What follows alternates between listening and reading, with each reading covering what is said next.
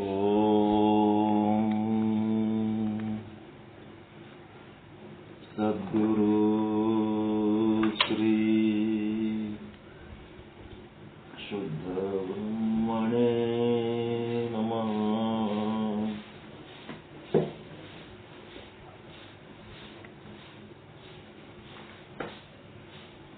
ಸಮಸ್ತ ಶುದ್ಧ ಬ್ರಹ್ಮ ಸ್ವರೂಪರಲ್ಲಿ ಅನಂತ ಅನಂತ ಪ್ರಣಾಮಗಳು.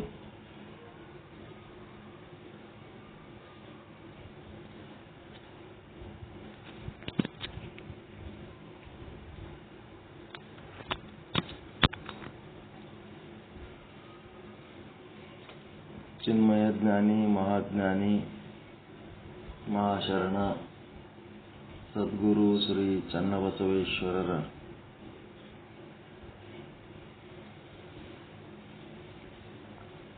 ಶತಸ್ಥಲ ವಚನಗಳ ಸ್ಥಳಕಟ್ಟುಗಳ ಪೈಕಿ ಪ್ರಾಣಲಿಂಗಿಯ ತಾಮಸ ನಿರಸನ ಸ್ಥಳ. ಪ್ರಾಣಲಿಂಗಿ ಸ್ಥಳ ಅಂತಂದ್ರೆ ಅಂಗಸ್ಥಲ, ಪ್ರಾಣಲಿಂಗಿ ಅಂಗಸ್ಥಲ, ತಾಮಸ ನಿರಸನ ಸ್ಥಳ ಮತ್ತು ವಸ್ತು ನಿರ್ದೇಶನ ಸ್ಥಳ. ಅದಕ್ಕೆ ನಂಬರ್ ಇರಲ್ಲ, 0.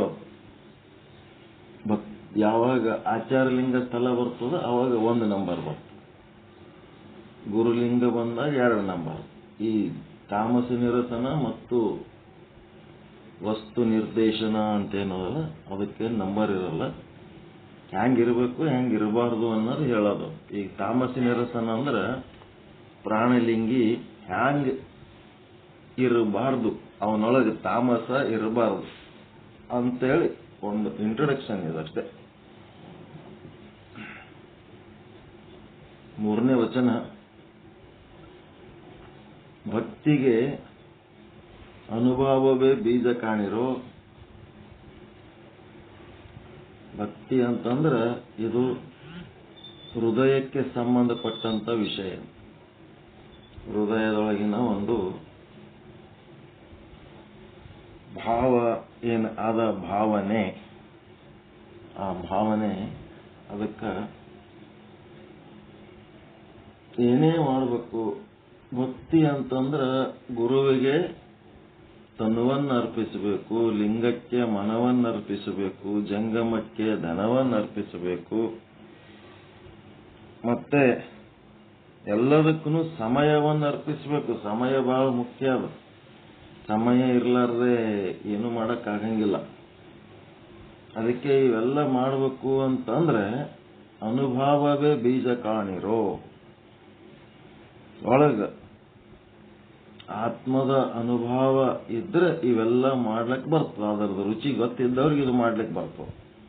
ಅನುಭವನೆ ಇರಲಿಲ್ಲ ಅಂತಂದ್ರೆ ಏನು ತನು ಮನ ಧನಗಳು ಗುರುಲಿಂಗ ಜಂಗಮರಿಗೆ ಅರ್ಪಿಸ್ಲಿಕ್ಕೂ ಆಗಲ್ಲ. ಅವರಿಗೆ ಸಮಯ ಇಲ್ಲ ಅಂತ ಹೇಳ್ತಾರ. ಭಕ್ತಿಗೆ ಅನುಭವವೇ ಆಚರಣೆ ಕಾಣಿರೋ.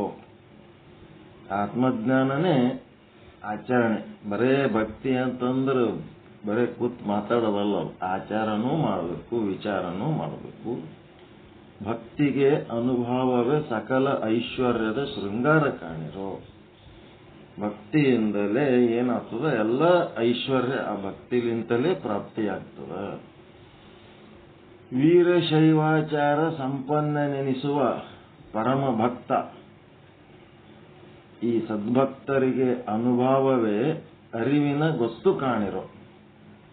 ಈ ವೀರಶೈವರ ಸಂಪನ್ನರೆನಿಸುವ ಪರಮ ಸದ್ಭಕ್ತರಿಗೆ ಅರಿವು ಅಂದ್ರೆ ಏನು, ಅನುಭವ ಅಂದ್ರೆ ಏನು ಅಂತೇಳಿ ಇದು ಯಾರಿಗ್ ಗೊತ್ತಿರ್ತದ ಅಂತಂದ್ರ ಬೇರೆ ಯಾರಿಗೆ ಗೊತ್ತಿಲ್ಲ. ಯಾರಿಗ್ ಗೊತ್ತು ಹೇಳಕತ್ತಾರ ಅವರು? ವೀರಶೈವಾಚಾರ ಸಂಪನ್ನನೆನಿಸುವ ಪರಮ ಸದ್ಭಕ್ತರಿಗೆ ಮಾತ್ರ ಅನುಭವವೇ ಅರಿವಿನ ಗೊತ್ತು ಕಾಣಿರೋ. ಅನುಭವವೇ ಅರಿವಿನ ಗೊತ್ತು. ಅರಿವಿನ ಗೊತ್ತಂದ್ರೆ ಏನು? ವಿಳಾಸ, ಅಡ್ರೆಸ್.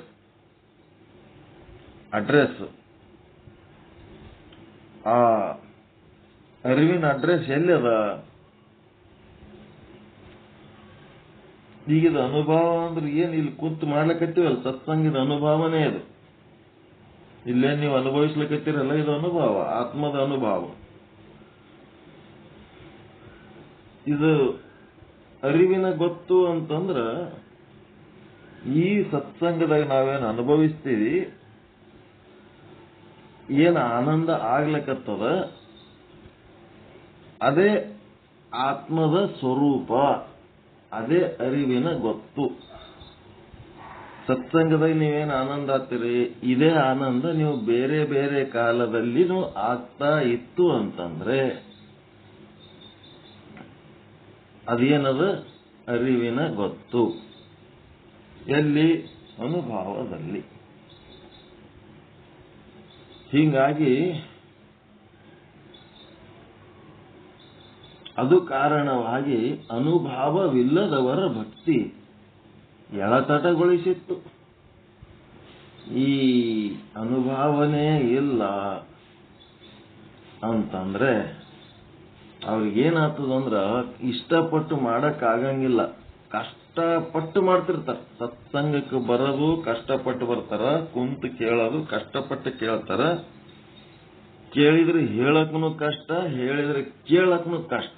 ಎಳತಾಟ ಅಂತಂದ್ರೆ ಕಷ್ಟ, ಬಹಳ ಕಷ್ಟ ಆಗ್ತದ. ಈ ಅನುಭವ ಇರ್ಲಾರ್ದವ್ರಿಗೆ ಆತ್ಮದ ಸುಖದ ಒಂದು ಅನುಭವವೇ ಅನುಭವ. ವಿಷಯ ಸುಖದ ಅನುಭವ ಅದಕ್ಕೆ ಅನುಭವ ಅಂತಾರೆ. ಆತ್ಮ ಸುಖದ ಅನುಭವ, ಆನಂದ ಏನು ಅನುಭವಿಸ್ತೀರಿ ಅದು ಅನುಭವ. ಆ ಅನುಭವ, ಆತ್ಮದ ಅನುಭವ ಇರಲಾರ್ದವ್ರಿಗೆ ಬರೀ ವಿಷಯ ಸುಖನೇ ಅವರಿಗೆ ದೊಡ್ಡದಿದ್ದವ್ರಿಗೆ ಇದು ಬಹಳ ಕಷ್ಟ ಆಗ್ತದೆ. ಅನಾತ್ಮದ ಅನುಭವಗಳಲ್ಲಿ ಮುಳುಗಿ ಆತ್ಮದ ಗೊತ್ತು ಇರಲಾರ್ದವರಿಗೆ ಈ ಸಾಧನೆ ಎಳತಟ ಅನ್ನಿಸ್ತದೆ, ಕಷ್ಟ ಅನ್ನಿಸ್ತದೆ.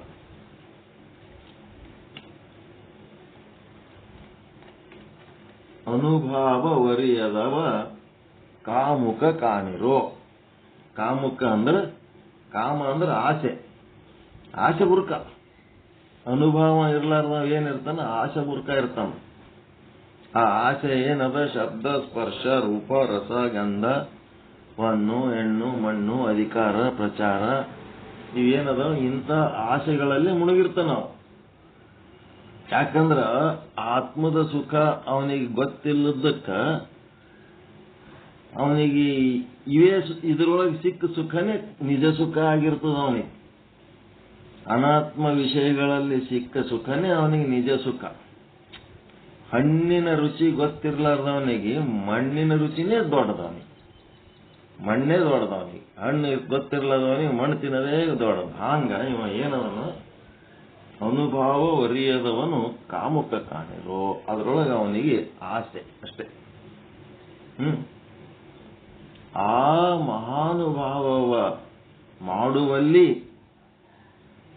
ಆ ಮಹಾನುಭಾವ ಈ ಒಂದು ಆತ್ಮದ ಅನುಭವ ಮಾಡುವಲ್ಲಿ ಸಕಲ ಸಂಚಲ ಒಳಿದು. ಸಕಲ ಸಂಚಲ ಒಳಿದು ಅಂದ್ರೆ ಅಕ್ಕಡಿ ಇಕ್ಕಡಿ ಅಲ್ಲಾಡ್ಲಾರ್ದಂಗ ವಿನಯದಿಂದ ಕೇಳಿದಿರ್ದೊಡೆ. ವಿನಯದಿಂದ ಕೇಳ್ಬೇಕು, ಅಕ್ಕಡಿ ಈ ಕಡೆ ಅಲ್ಲಾಡ್ಲಕ್ ಹೋಗ್ಬಾರ್ದು. ಏನ್ ಹೇಳ್ತಾರ ಕೇಳ್ಬೇಕು. ಹೆಂಗ ಕೇಳ್ಬೇಕಂದ್ರೆ ವಿನಯದಿಂದ ಕೇಳ್ಬೇಕು. ಆತ್ಮಜ್ಞಾನದ ವಿಷಯ ಗುರು ಹೇಳ್ತಾ ಇರ್ಬೋದು, ಹಿರಿಯರು ಹೇಳ್ತಾ ಇರ್ಬೋದು, ಯಾರೇ ಹೇಳುವಾಗ ಎಲ್ಲ ಇಂದ್ರಿಯಗಳು, ಅಂತಃಕರಣಗಳು, ಮತ್ತೇನು ಜ್ಞಾನೇಂದ್ರಿಯಗಳು, ಕರ್ಮೇಂದ್ರಿಯಗಳು ಎಲ್ಲ ಚಟುವಟಿಕೆ ಬಂದ್ ಮಾಡಿ ವಿನಯದಿಂದ ಕುಂತು ಕೇಳಬೇಕು. ಅದು ನಮ್ಮ ಕೂಡಲ ಚನ್ನ ಸಂಗಮ ದೇವರು ಈ ವಿನಯ ಇಲ್ಲ, ಹೇಳಿದ್ದು ಕೇಳ ಬುದ್ಧಿ ಇಲ್ಲ, ಮಂಡ್ ಹಚ್ಕೊಂಡು ತಮ್ಮದೇ ನಡೆಸೋರು ಇದ್ರು ಅಂತಂದ್ರೆ ಅವ್ರೇನ್ ಸಾಧನೆ ಮಾಡಿ ಆನಂದ ಹೊಂದಂಗಿಲ್ಲ. ಅವ್ರೇನಂತಾರ?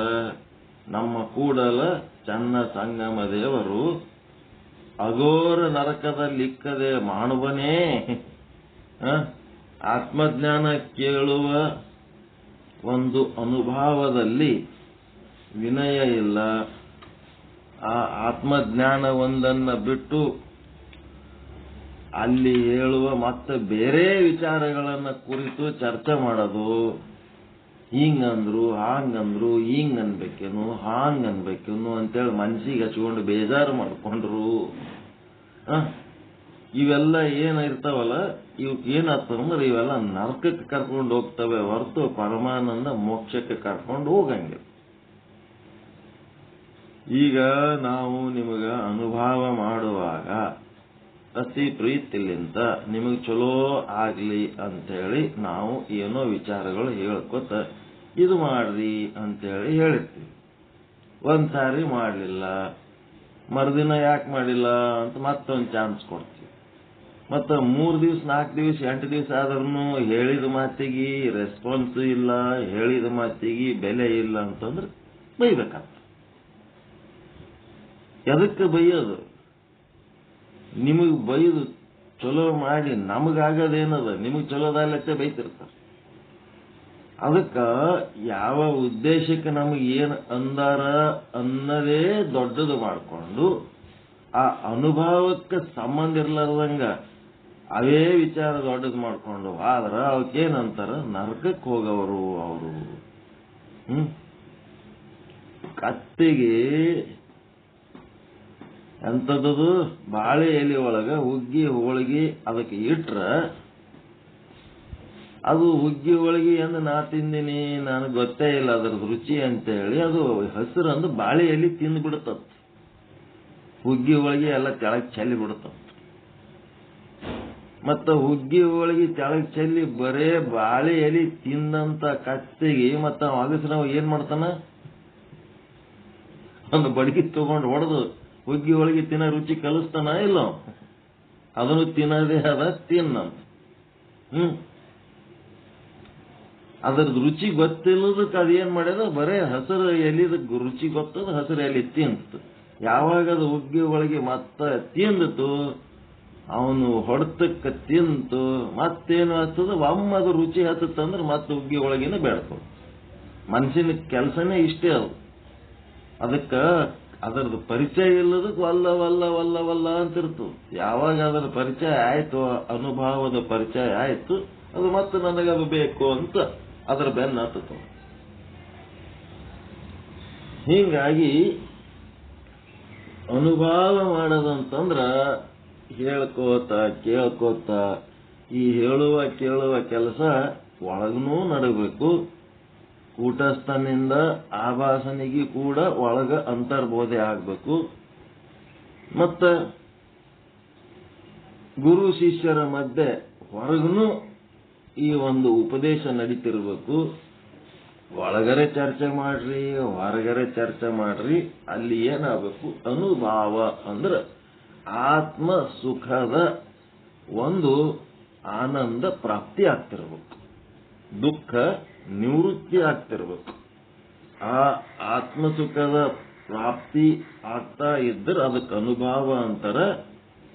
ಈ ಭಕ್ತಿ ಮಾಡಬೇಕಾದ್ರೆ ಆ ಒಂದು ಆತ್ಮಸುಖದ ಒಂದು ಪ್ರಾಪ್ತಿನೇ ಈ ಭಕ್ತಿಗೆ ಮೂಲ ಬೀಜ.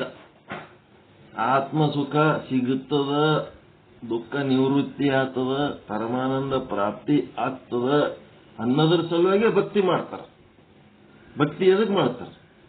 ಮೋಕ್ಷ ಪ್ರಾಪ್ತಿ ಆಗ್ತದತ್ತೆ ಭಕ್ತಿ ಮಾಡ್ತಾರೆ. ಮತ್ತೆ ಲಿಂಗ ಪೂಜೆ ಮಾಡ್ಕೋತೀರಿ, ಗುಡಿಗೆ ಹೋಗ್ತೀರಿ, ಎಲ್ಲೇ ತೀರ್ಥಯಾತ್ರೆ ಹೋಗ್ತೀರಿ, ಮತ್ತಿನ್ನೇನೋ ಆಚರಣೆಗಳು ಮಾಡ್ತೀರಿ, ದೇವಸ್ಥಾನಕ್ಕೆ ಹೋಗ್ತೀರಿ. ಎಲ್ಲ ಆಚರಣೆಗಳು ಎದಕ್ಕೆ? ಮೋಕ್ಷ ಪ್ರಾಪ್ತಿಗಾಗಿ. ಅದೇ ಉದ್ದೇಶ. ಎಲ್ಲರಿಗೂ ಬೇಕಾಗಿದ್ದು ಅದೇ, ಪರಮಾನಂದ ಪ್ರಾಪ್ತಿ, ಸರ್ವ ದುಃಖ ನಿವೃತ್ತಿ. ಕುರಿ ಕೋಳಿ ಎಲ್ಲ ಬಲಿ ಕೊಡ್ಲಕತ್ತಾರಲ್ಲ, ಅವರು ಎದಕ್ಕೆ? ಮೋಕ್ಷ ಪ್ರಾಪ್ತಿಗೆ. ಗೊತ್ತಿಲ್ಲ ಅವರಿಗೆ ಏನ್ ಮಾಡ್ಬೇಕು ಏನ್ ಮಾಡಬಾರ್ದು ಅಂತ ಗೊತ್ತಿಲ್ಲದಕ್ಕೆ ಏನೇನೋ ಮಾಡ್ಲಕತ್ತಾರ. ಗೊತ್ತಿದ್ರೆ ಅವ್ರ್ಯಾಕೆ ಮಾಡ್ತಾರ? ಹಿಂಗ ಯಾರ್ಯಾರು ಆ ಪರಮಾತ್ಮನ ಹೆಸರ ಮೇಲೆ ಮಾಡ್ಲಕತ್ತಾರ ಅದಕ್ಕೆಲ್ಲದರದ್ದು ಮೂಲ ಉದ್ದೇಶ ಆ ಪರಮಾನಂದ ಪ್ರಾಪ್ತಿ ರೂಪ ಸರ್ವ ದುಃಖ ನಿವೃತ್ತಿ ರೂಪ ಮೋಕ್ಷನೇ ಎಲ್ಲದಕ್ಕೂ ಮೂಲ. ಮತ್ತೆ ಸಕಲ ಐಶ್ವರ್ಯದ ಶೃಂಗಾರ, ಎಲ್ಲ ಐಶ್ವರ್ಯ ಏನಿದ್ರು ಸಹಿತ ಒಳಗ ಆತ್ಮದ ಸುಖ ಆದ ಅಂಥೇಳಿ ಇವೆಲ್ಲ ಚಂದ ಅನ್ನಿಸ್ಲಕತ್ತಾವ. ಉಂಡನ್ನ ರುಚಿ ಅನ್ನಿಸ್ತವ, ಹಾಕೊಂಡ್ ಬಟ್ಟಿ ಚಂದ ಅನ್ನಿಸ್ತವ, ಆಭರಣಗಳು ಖುಷಿ ಕೊಡ್ತಾವ. ಯಾವಾಗ ಒಳಗ ಆತ್ಮದ ಸುಖ ಇದ್ದಾಗ. ಒಳಗ ಆತ್ಮಕ್ಕೆ ಸುಖನೇ ಇಲ್ಲ, ಒಳಗ ಮನಸ್ಸೇ ಸಮಾಧಾನ ಇಲ್ಲ ಅಂದೊತ್ನಾಗ ಉಂಡ್ರ ಬಾಯಿ ರುಚಿ ಹತ್ತಲ್ಲ, ಮಕ್ಕೊಂಡ್ರ ನಿದ್ದೆ ಹತ್ತಂಗಿಲ್ಲ. ಅಲ್ಲಿ ಶೃಂಗಾರ ಅನ್ನೋದು ಇಲ್ಲವೇ ಇಲ್ಲ. ಸಕಲ ಐಶ್ವರ್ಯದ ಶೃಂಗಾರ. ಒಳಗ ಆತ್ಮ ಇದ್ದದ್ದಕ್ಕೆ ನೀವು ಕುಂತು ಕೇಳಕತ್ತೀರಿ, ಒಳಗ ಆತ್ಮ ಇದ್ದದ್ದಕ್ಕೆ ನಾವು ಇಲ್ಲಿ ಕುಂತು ಹೇಳಕತ್ತೀವಿ. ಆ ಆತ್ಮದ ಆನಂದನೇ ಇದ್ದಿದ್ದಿಲ್ಲ ಅಂತಂದ್ರ ಹೇಳಕ್ಕೂ ಆಗಲ್ಲ, ಕೇಳಕ್ಕೂ ಆಗಲ್ಲ. ಎಲ್ಲದಕ್ಕೂ ಈ ಅನುಭಾವನೆ ಬಹಳ ಮುಖ್ಯ ಆದ. ಮತ್ತ ಮನೆಯಾಗ ನಮಗೆ ಎದಕ್ಕೆ ಇಟ್ಕೊಂಡಾರ? ಒಳಗ ಆತ್ಮ ಆದಂತ ಇಟ್ಕೊಂಡಾರ. ಏನ್ ನಿಮ್ಮದು ಚಂದನ್ ಒಂದು 80 kg ಶರೀರ ನೋಡಿ ಇಟ್ಕೊಂಡಾರೇನು? ಏಟು ಚಲೋ ಅದಲ್ಲಪ್ಪ ಇವ್ರ ಶರೀರ ಅಂತೇಳಿ ನಮ್ಮ ಶರೀರ ನೋಡಿ ಇಟ್ಕೊಂಡಾರೋ? ಒಳಗ ಆತ್ಮ ಇದ್ದದ್ದಕ್ಕೆ ಇಟ್ಕೊಂಡಾರೋ ಏನು ಬರೇ ಶರೀರ ನೋಡಿ ಇಟ್ಕೊಂಡಾರ್ರಿ ನಮಗ ಮನೆಯಾಗೆಲ್ಲರೂ? ಒಳಗಿಂದ ಆತ್ಮ ಇದ್ದಿದ್ದಿಲ್ಲ ಅಂತಂದ್ರೆ ಶರೀರ ಇಟ್ಕೋತಾರೇನು ಅವರು? ನಿಮ್ಮ ಮನೆ ಮುಂದಿಂದ ಆಯ್ಸಿ ನಾನು ಹೋಗ್ತಾ ಇದ್ದೀನಿ ಅಂತಂದ್ರ ನಾನು ನಿಮಗೆ ನೋಡಿಲ್ಲ ಅಂದ್ರೂ ನಿಮ್ಮ ಕಣ್ಣಿಗೆ ಬಿದ್ರ ನೀವು ನನ್ನ ಕರಿತೀರ ಏನು? ಹೋಲ್ಬಿಡೋ ಕಡೆ ಎಲ್ಲಿ ಮತ್ತೆ ಕರೆದ್ರ ಒಂದು ವಿಚಾರ ಸಾಗರ ಸಂಸ್ಕೃತ ಹಿಂದಿ ಶ್ಲೋಕ ಹೇಳ್ಕೊತ್ ಕುಂದಿರ್ತಾನಂತ ಹೇಳಿ ಕರಿತೀರ ಏನು? ಬಿಟ್ಬಿಡ್ತೀರ ಹಂಗೆ ಹೋಗ್ಲ ಕಡೆ ಕಿರಿಕಿರಿ ಎಲ್ಲಿ ಒಂದು ಸಂಗಟ ಅಂತ ಹೇಳಿ? ಈಗಂತೂ ಬ್ಯಾಸರ ಬಂದ್ಬಿಟ್ಟದ. ಏನ್ ಮಾಡ್ತೀರಿ? ಕರೆಯಂಗಿಲ್ಲಲ್ಲ, ಗಪ್ ಕೂತ್ಬಿಡ್ತಾರ. ನಿಮ್ ಮನಿ ಮುಂದಿಂದ ಹೋಗೋ ಟೈಮ್ನ ಕರಿತೀರಾ ಇಲ್ಲ ಅಂತ ಒಂದು ಸಿಂಪಲ್ ಕ್ವಶನ್ ಕೇಳಕತ್ತೀನಿ. ಕರಿತೀನಿ, ಕರೆಯಂಗಿಲ್ಲ, ಎರಡ್ರಾಗ ಒಂದು ಹೇಳ್ಬೇಕು.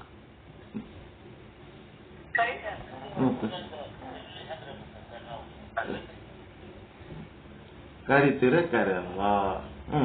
ಆಯ್ತು, ಕರಿತೀರಿ ಅಂದ ಕೂಡ್ಲೇನೆ ನಾನೇನ್ ತಿಳ್ಕೊತೀನಿ, ನನಗ ಇದೇನು 78, 73 ಏನೇನೋ ತೂಕ ತೋರಿಸ್ತಿರ್ತದದು ಈ ಶರೀರಕ್ಕೆ ಕರೆದಿರುತ್ತೆ ನಾವು ತಿಳ್ಕೊತೀವಿ. ಈ ಶರೀರಕ್ಕೆ ಕರೆದಿಲ್ಲ, ಒಳಗಿರೋವನಿಗೆ ಕರೆದಾರ. ಮತ್ತೆ ಕರೆದವ ಯಾರು? ಒಳಗಿದ್ದವನೇ ಕರೆದನ್. ಒಳಗಿದ್ದವನಿಗೆ ಕರೆದನ್. ನಾವೇನ್ ತಿಳ್ಕೊಂಡೀವಿ? ಶರೀರ ಕರೆದದ, ಶರೀರಕ್ಕೆ ಕರೆದದ ನಾವು ತಿಳ್ಕೊತೀವಿ. ಶರೀರ ಯಾರಿಗೆ ಕರೆಯಂಗಿಲ್ಲ, ಶರೀರ ಯಾರಿಗೆ ಕರೆಯಂಗಿಲ್ಲ, ಯಾರು ಕರೆದ್ರು ಶರೀರ ಹೋಗಂಗಿಲ್ಲ. ಅಲ್ಲಿ ಒಳಗಿದ್ದವಂದೇ ವ್ಯವಹಾರ ಇದೆ ಎಲ್ಲ ಅಷ್ಟು. ಮತ್ತ ಈ ಶರೀರಕ್ಕೆ ನೋಡಿ ನೀವು ಕರೆದಿದ್ರಿ ಅಂತಂದ್ರೆ ಮತ್ತ ಅದೇ ನಿಮ್ಮ ಮನಿ ಮುಂದೆ ಅದೇ ದಾರಿ ಹಿಡ್ಕೊಂಡು ನಂದು ಹೆಣ ಹೋಲಕತ್ತಿತ್ತಂದ್ರ ಅವಾಗ ಆ ಹೆಣ ನಮ್ಮ ಗುರುಗಳ ಹೆಣ ಅದ, ನಮ್ಮ ಅಣ್ಣನ ಹೆಣ ಅದ, ನಮ್ಮ ದೋಸ್ತನ ಹೆಣ ಅದ, ಹಂಗ ಒಯ್ಬೇಡ್ರಿ, ನಮ್ಮ ಮನೆಯಾಗ ಒಂದು ತಾಸು ಇಟ್ಟಕ್ಕೆ ಒಯ್ಯಿರಿ ಅಂತೇಳೇನರೇ ಮನ್ಯಾಗ ಕರಿತೀರೇನು? ಶವ ಯಾತ್ರೆ ಹೊರಟಂತ ಒಂದು ಹೆಣಕ್ಕ ಮನ್ಯಾಗ ಕರಿತೀರೇನು?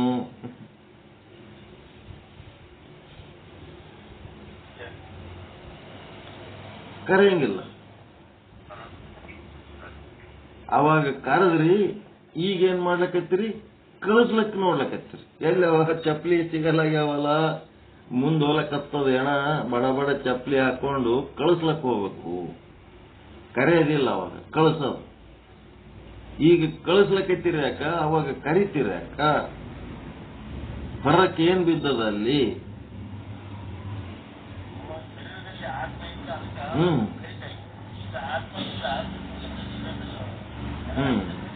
ಈಗ ಸಕಲ ಐಶ್ವರ್ಯದ ಶೃಂಗಾರ ಎದರ್ದೀಗ ಈ ಶರೀರಕ್ಕೆ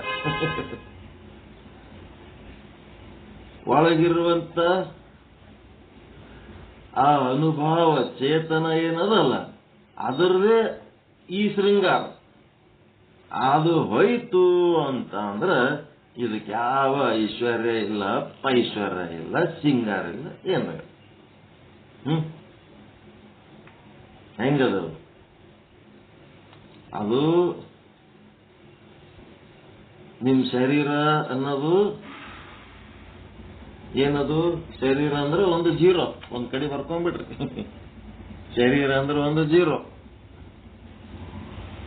ಶರೀರದ್ದು ಸಂಬಂಧ ಬಯಸಿ ಬಂದಂತ ದಾಂಪತ್ಯ, ಗಂಡ ಅಥವಾ ಹೆಂಡತಿ, ಅದು ಇನ್ನ ಒಂದು ಜೀರೋ. ಮತ್ತ ಅವರಿಬ್ರು ಕೂಡಿ ಹಡದ ಮಕ್ಕಳು, ಅವು ಜೀರೋಗಳು.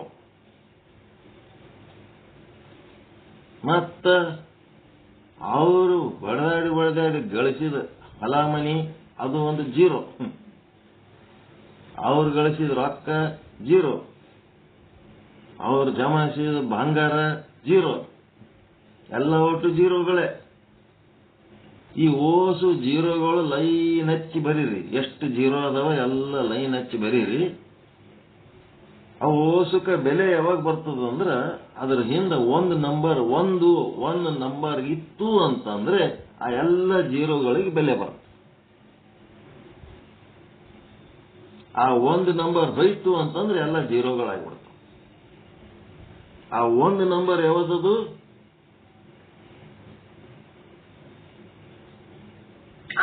ಆತ್ಮ.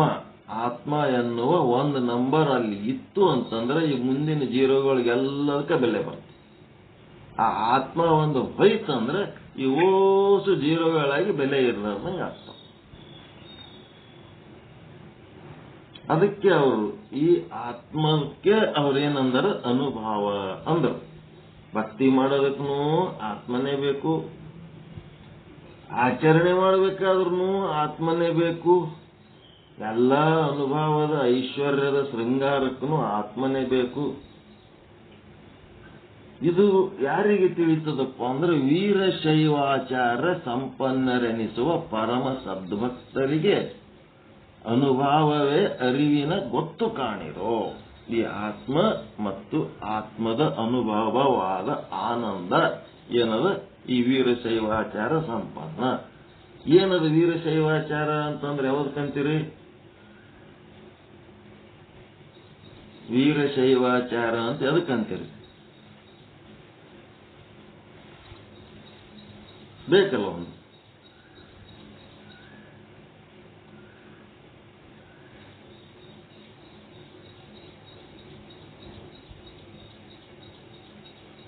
ಏನ್ ಪಾರ್ವತಿ ಗಂಡ ಗಣಪತಿ ಅಪ್ಪ ಆ ಶಿವನನ್ನ ವೀರಶೈವಾಚಾರದಾಗ ಅದನ್ನೇನೋ ನಮ್ ಲೆಕ್ಕದಾಗ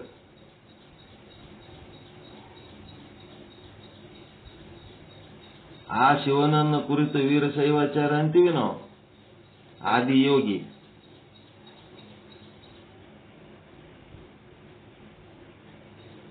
ನಿಮ್ಮವ ಅನಾದಿ ಅದನವ. ವೀರಶೈವಾಚಾರದೊಳಗಿನ ಶಿವ ಏನದನ? ಅನಾದಿ ಅದನ, ಅನಂತ ಅದನವ, ಸಚ್ಚಿದಾನಂದ.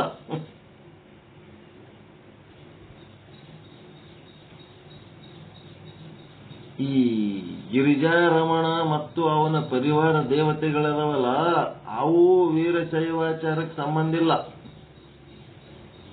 ಅವರು ಕೂಡ ಇದೇ ಸಚ್ಚಿದಾನಂದನ ಪೂಜಾ ನಾವ್ ಹೆಂಗ ಆರಾಧನೆ ಮಾಡ್ತೀವಿ, ಅವರು ಇದನ್ನೇ ಆರಾಧನೆ ಮಾಡಿ ಹೋದವರು. ಅವರೆಲ್ಲ ಬ್ರಹ್ಮ ವಿಷ್ಣು ಮಹೇಶ್ವರರ್.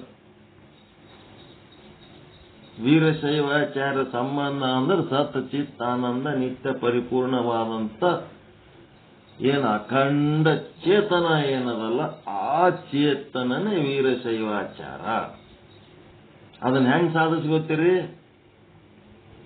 ಏನ್ 12 ಜ್ಯೋತಿರ್ಲಿಂಗಕ್ಕೆ ಹೋಗಿ ಕಾಯಿ ಹೊಡಿಸ್ಕೊಂಡು ಬಂದು ಸಾಧಿಸ್ಕೊತೀರ?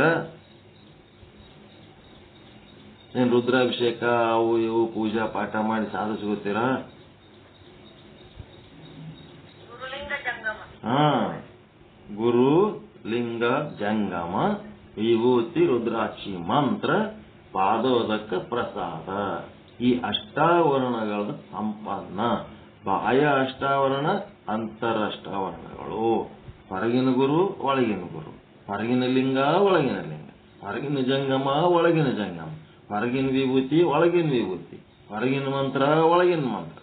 ಹೊರಗಿನ ಪ್ರಸಾದ, ಒಳಗಿನ ಪ್ರಸಾದ. ಹಿಂಗ ಒಳಗನು 8, ಹೊರಗನು 8. ಅವು 16 ತತ್ವ ಅದಾವು. ಹೆಸರು ಒಂದೇ. ಬಾಹ್ಯ ಅಂತರ ಅಂತೇಳಿ 2 ರೀತಿ ಅದಾವ. ಮತ್ತ ಪಂಚ ಆಚಾರಗಳದಾವ. ಶಿವಾಚಾರ, ಗಣಾಚಾರ, ಲಿಂಗಾಚಾರ, ಸದಾಚಾರ, ಭೃತ್ಯಾಚಾರ. ಮತ್ತೇನದಾವ? ಷಡಂಗಗಳು. ಷಡ್ಲಿಂಗ ಆಗದಕ್ಕ ಭಕ್ತ, ಮಹೇಶ, ಪ್ರಸಾದಿ, ಪ್ರಾಣಲಿಂಗಿ, ಶರಣ, ಐಕ್ಯ ಅಂತೇಳಿ ಈ ಮಾರ್ಗ ಹಿಡ್ಕೊಂಡು ಹೋಗೋರಿಗೆ ವೀರಶೈವಾಚಾರ ಅಂತ. ಈ ಮಾರ್ಗದವನಿಗೆ ಆ ಸಚ್ಚಿದಾನಂದನ ಪರಿಚಯ ಆದ. ಈ ಮಾರ್ಗದವರಿಗೆ ಸಚ್ಚಿದಾನಂದನ ಪರಮಾನಂದ ಆದ. ದುಃಖ ನಿವೃತ್ತಿ ಆದ. ಅದಕ್ಕೆ ವೀರಶೈವಾಚಾರ ಅಂದ್ರೆ ಏನು ಅಂತ ಗಾಬರಿ ಆಗ್ಬೇಡ್ರಿ. 8, 5, 6 ಅಷ್ಟಾವರಣ, ಪಂಚಾಚಾರ, ಶಟಸ್ಥಲ ಮಾರ್ಗ ಹಿಡ್ಕೊಂಡು ಬ್ರಹ್ಮಕುಮಾರಿ ಅವರು ಶರಣರು ಕಂಡ ಶಿವ ಅಂತ ಹೇಳಿ ಬ್ರೇನ್ ವಾಶ್ ಮಾಡಿಬಿಟ್ರು ಪಬ್ಲಿಕ್ಕಿಗೆ. ನಮ್ಮ ಮಂದಿ ಎಲ್ಲರೂ ಹೋಗಿ ಅಲ್ಲಿ ಕೂತ್ರು. ಆ ಶರಣರು ಅಷ್ಟಾವರಣ, ಪಂಚಾಚಾರ, ಶಟಸ್ಥಲ ಸಂಪನ್ನರಾಗಿ ಶಿವನನ್ನು ಕಂಡ್ರು. ಎಲ್ಲಿ ಬ್ರಹ್ಮಕುಮಾರಿ ಒಳಗಿದು ಗುರುಲಿಂಗ ಜಂಗಮ ಏನಾರ ಹೇಳ್ತಾರೇನಲ್ಲಿ? ವಿಭೂತಿ ರುದ್ರಾಕ್ಷಿ ಮಂತ್ರ ಹೇಳ್ತಾರ? ಪಾದೋದಕ ಪ್ರಸಾದ ಹೇಳ್ತಾರ? ಭಕ್ತ ಮಹೇಶ ಏನಾರ ಅಲ್ಲಿ ಅದಾವೇನು? ಅವು ಯಾವ ಇರ್ಲಾರ್ದೆ ಕಂಡ ಶಿವನನ್ನ ಶರಣರು ಕಂಡ ಶಿವ ಹೆಂಗಾಗ್ತಾನ? ಅವ್ರು ಅದಕ್ಕೆ ಇಲ್ಲಿ ಸಚ್ಚ ಬಿಡಿಸಿ ಕಪಾಳಿಗೆ ಬಡದು ಹೇಳ್ತಾರ, ವೀರಶೈವಾಚಾರ ಸಂಪನ್ನನ ಏನು ಕಾಣ್ತಾನ, ಏನು ಅನುಭವಿಸ್ತಾನ, ಅದೇ ನಿಜವಾದ ಅನುಭವ ಕಾಣಿಸು.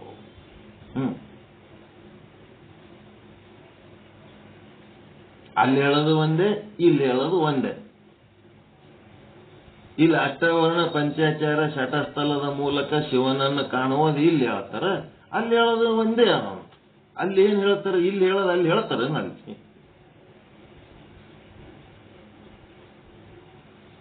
ಏನ್ ಮಾಡ್ಲಿಕ್ಕಾಗ್ತದ? ಮಳ್ಳ ಕುರಿಗಳು,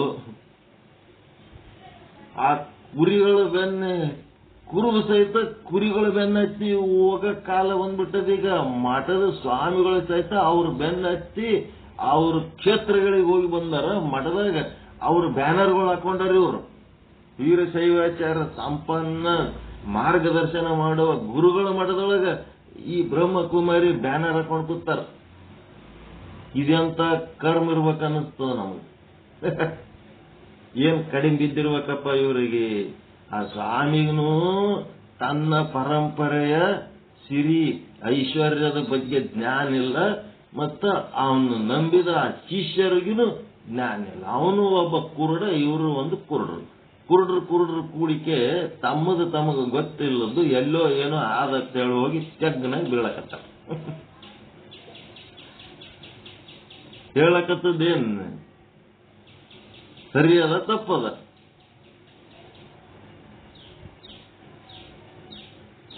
ಗಪ್ಪದ ಎಲ್ಲ ಕೂಡಿ ಸುಮ್ ಸೈಲೆಂಟ್. ಆದಿ ತಪ್ಪ, ದಾರಿ ತಪ್ಪ. ಬೆಳ್ಳುಳ್ಳಿ ತಿನ್ಬೇಡ್ರಿ, ಉಳ್ಳಾಗಡ್ಡಿ ತಿನ್ಬೇಡ್ರಿ. ಅವು ಏನು ರಕ್ತವನ್ನ ತಿಳಿಗೊಳಿಸ್ತಾವ, ಕೊಲೆಸ್ಟ್ರಾಲ್ ಅನ್ನ ಕರಗಿಸ್ತಾವ. ಎಕ್ಸರ್ಸೈಸ್ ಮಾಡಲಕ್ಕ ಯಾರಿಗೆ ಸಾಧ್ಯ ಇಲ್ಲ, ಅವ್ರು ಮಾಡಲಿಲ್ಲ ಅಂದ್ರೂ ಉಳ್ಳಾಗಡ್ಡಿ ಬೆಳ್ಳುಳ್ಳಿ ಶರೀರದೊಳಗೆ ಆರೋಗ್ಯವನ್ನು ಉತ್ಪತ್ತಿ ಮಾಡ್ತಾವ, ಅನಾರೋಗ್ಯ ಕಳೀತಾವ. ಅವು ತಿನ್ಬೇಡ. ಎಲ್ಲರೂ ಒಂದೇ ತಂದಿ ಮಕ್ಕಳು. ಗಂಡ ಹೆಂಡತಿ ಸಂಸಾರ ಮಾಡಬಾರ್ದು. ಗಂಡ ಅಣ್ಣ ಆತನ, ಹೆಂಡತಿ ತಂಗಿ ಆತಾಳ. ಹಿಂಗೆ ಮಾಡಿ ಏಸ್ ಮನಿ ಒಳಗ ಹುಡುಗರು ಮದಿ ಮಾಡ್ಕೊಳ್ಳಾರ್ದು ಕೂತು ಏಸ್ ಮನಿ ದೀಪ ಆರಿಬಿಟ್ಟವ. ಏಸ್ ಮನಿಗಳು ಮುಚ್ಚಿಕೊಂಡು ಹೋಗ್ಬಿಟ್ಟು ಎಲ್ಲ ಪ್ರಕೃತಿಯ ವಿರುದ್ಧ ಪ್ರತಿಪಾದನೆ ಮಾಡಿ ಅವ್ರು ಏನ್ ಹೇಳ್ತಾರ, ಇವರು ನಮ್ಮ ಒಂದು ಇದು ಹಿಂದೆ ಪರಂಪರೆ ಎಷ್ಟು ಸಿರಿವಂತದ, ನಮ್ಗೆ ಏನು ಕಡಿಮೆ ಬಿದ್ದದ ಅಂತೇಳಿ ಏನೂ ಗೊತ್ತಿರ್ಲಾರ್ದವ್ರು, ಹಿಂದೆ ಯಾವುದು ಪರಂಪರೆ ಇರ್ಲಾರ್ದವ್ರು ಹೋಗಿ ಎಲ್ಲರ ಕೂತು ಕೇಳಿ ಯಾರು ಹೇಳಿದರೆ ಕೇಳವ್ರು ಏನ್ಯಾಕೆ ಆಗಲ್ರಕ್ಕ. ಮನ್ಯಾಗ ಚಂದ ಎಲ್ಲ ಅಡಿಗೆ ಮೃಷ್ಟಾನ್ನ ಭೋಜನ ಇದ್ದಾಗ ರಸ್ತೆ ಮೇಲೆ ಹೋಗಿ ಪುರಿ ಬಜ್ಜಿ ಒಗ್ಗರಣಿ ಸುಸ್ಲ ತಿಂತಾರಲ್ಲ, ಹಾಂಗಿವ್ರು ಮನ್ಯಾಗ ಏನೆಲ್ಲ ಇದ್ರು ಸಹಿತ ರೋಡ್ ಮೇಲೆ ಫುಟ್ಪಾತ್ ಮೇಲೆ ತಿನ್ನ ಚಟ ಇದ್ದವ್ರಿಗೆ ಏನು ಮಾಡಕ್ ಆಗಂಗಿಲ್ಲ.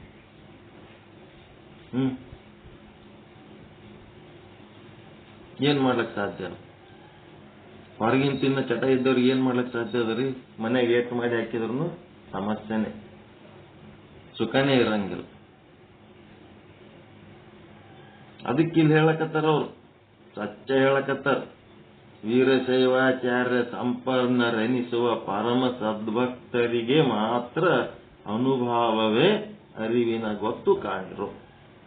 ಆ ಅನುಭವದ ಮೂಲಕ ಏನ್ ಮಾಡ್ತಾರ? ಅರಿವು ಅಂತಂದ್ರೆ ಆತ್ಮ ಅದು ಎಲ್ಲಿ ಅದ ಅಂತ ಅದರ ವಿಳಾಸ ಗುರುತು ಹಿಡಿತಾರ. ಆನಂದದಿಂದ ನಿಮಗೆ ಯಾವಾಗ ಆನಂದ ಆಗ್ಯದ ಆವಾಗ ನೀವು ಅಹಂ ಬ್ರಹ್ಮಾಸ್ಮಿ ಆಗಿರ್ತೀರಿ. ಬ್ರಹ್ಮ ಸ್ವರೂಪ ಆದಾಗ ನಿಮಗೆ ಆನಂದ ಆಗ್ತದೆ.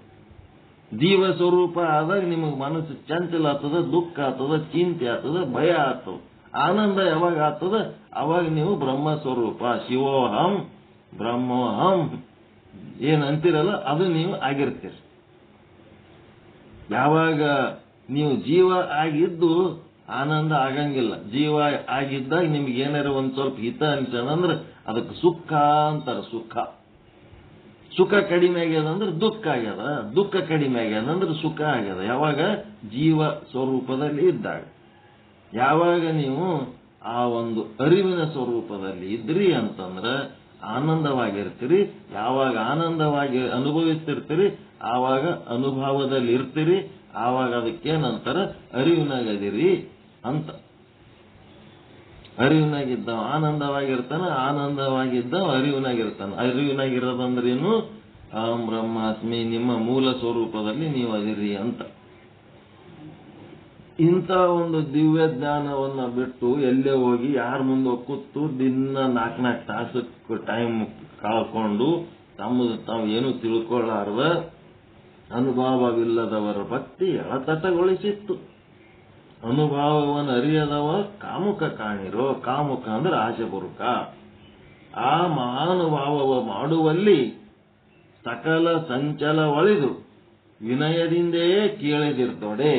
ಏನದ ಅಕ್ಕಡಿ ಇಕ್ಕಡಿ ಎಕ್ಕಡಿ ಹರಿದಾಡಬಾರ್ದು, ಎಕಡೆ ಹರಿದಾಡಬಾರ್ದು. ಎಲ್ಲದ್ರ ಬಗ್ಗೆ ಸಂಕ್ಷಿಪ್ತ ಪರಿಚಯ ಇರಬೇಕು. ನಾನೇನ್ ಹಿಡಿದೀನಿ ಹೆದ್ದಾರಿ ಅದು ಅಗದಿ ಪಕ್ಕ ದಾರಿ ಹಿಡ್ದೀನಿ, ನಾ ಆ ಕಡೆ ಈ ಕಡೆ ಹೋಗೋ ಅವಶ್ಯಕತೆ ಇಲ್ಲ. ಪರಿಚಯ ಇರ್ಬೇಕು, ಎಲ್ಲಿ ಏನ್ ನಡೆದದ ಏನು ಅಂತ ಎಲ್ಲ ಗೊತ್ತಿರ್ಬೇಕು. ಆದ್ರೆ ನೀವು ನಿಮ್ಮ ಮೂಲ ಗುರಿ ಹಿಡ್ಕೊಂಡೇನ್ ದಾರಿ ಹಿಡ್ಕೊಂಡು ಹೊಂಟಿರಿ, ಆ ದಾರಿ ಬಿಟ್ಟು ಆ ಕಡೆ ಈ ಕಡೆ ಹರಿದಾಡಂಗಿಲ್ಲ. ಎಲ್ಲಾ ಗ್ರಂಥಗಳು ಓದ್ರಿ, ಎಲ್ಲಾ ಕಡೆ ತಿಳ್ಕೊಳ್ರಿ, ಎಲ್ಲಾನು ನೋಡ್ರಿ. ಅದಕ್ಕೆ ಸಂಕ್ಷಿಪ್ತ ಪರಿಚಯಕ್ಕಾಗಿ, ಸಮಗ್ರ ಸಾಧನೆಗಾಗಿ ನಿಮ್ಮ ದಾರಿ ನಿಮಗೆ. ಯಾರಿಗಿಂತ ಏನೂ ಉಪಯೋಗ ಇಲ್ಲ, ಯಾರು ಉಪಯೋಗ ಇಲ್ಲ. ನಿಮ್ಮೊಳಗೆ ನೀವು ಕೂತು ಸಾಧನೆ ಮಾಡಿದ್ರಷ್ಟೇ ನಿಮಗೆ ಉಪಯೋಗ. ಅದಕ್ಕೆ ಆ ಮಹಾನುಭಾವವ ಮಾಡುವಲ್ಲಿ ಸಕಲ ಸಂಚಲ ಒಳೆದು ವಿನಯದಿಂದೇ ಕೇಳಿದಿರ್ತೊಡೆ. ವಿನಯನೇ ಇಲ್ಲ, ಜಗಳಗಂಟ ಸ್ವಭಾವ. ಎಲ್ಲಕ್ಕೂ ಒಂದೇನಾರ ನೆಪ ಮಾಡ್ಕೊಂಡು ಜಗಳ ಮಾಡೋದು, ಕಿರಿಕಿರಿ ಮಾಡೋದು ಅದೇ ಇತ್ತಂತಂದ್ರೆ ಎಲ್ಲಿ ಅನುಭವ ಸಿಗ್ತದ, ಎಲ್ಲಿ ಆನಂದ ಸಿಗ್ತದ, ಎಲ್ಲಿ ಅರಿವಿನ ಗೊತ್ತು ಅಂದ್ರೆ ಆತ್ಮದ ವಿಳಾಸ ಎಲ್ಲಿ ಸಿಗ್ತದ? ಆತ್ಮ ಗೊತ್ತಾಗಲ್ಲ, ಆತ್ಮದ ಆನಂದ ಗೊತ್ತಾಗಲ್ಲ, ಧ್ಯಾನ ಗೊತ್ತಾಗಲ್ಲ, ಏನು ಗೊತ್ತಾಗಲ್ಲ. ಹಂಗಿತ್ತಂತಂದ್ರ ಕೂಡಲ ಚನ್ನ ಸಂಗಮ ದೇವರು ಅಘೋರ ನರಕದಲ್ಲಿ ಇಕ್ಕುವರು. ಏನು ನರಕ? ನಿಮ್ಮ ವೀರಶೈವಾಚಾರವನ್ನ ಬಿಟ್ಟು ಅಕಡಿ ಈ ಕಡಿ ಅಲ್ಲಾಡಿದ್ರೆ ನರಕಕ್ಕೆ ಹೋಗ್ತೀರಿ ಅಂತ ಹೇಳ್ತಾರ ಅವ್ರು. ಯಾಕಂತ ಸಾಧನೆ ಆಗಂಗಿಲ್ಲ, ಪರ್ಫೆಕ್ಟ್ ಆಗಲ್ಲ.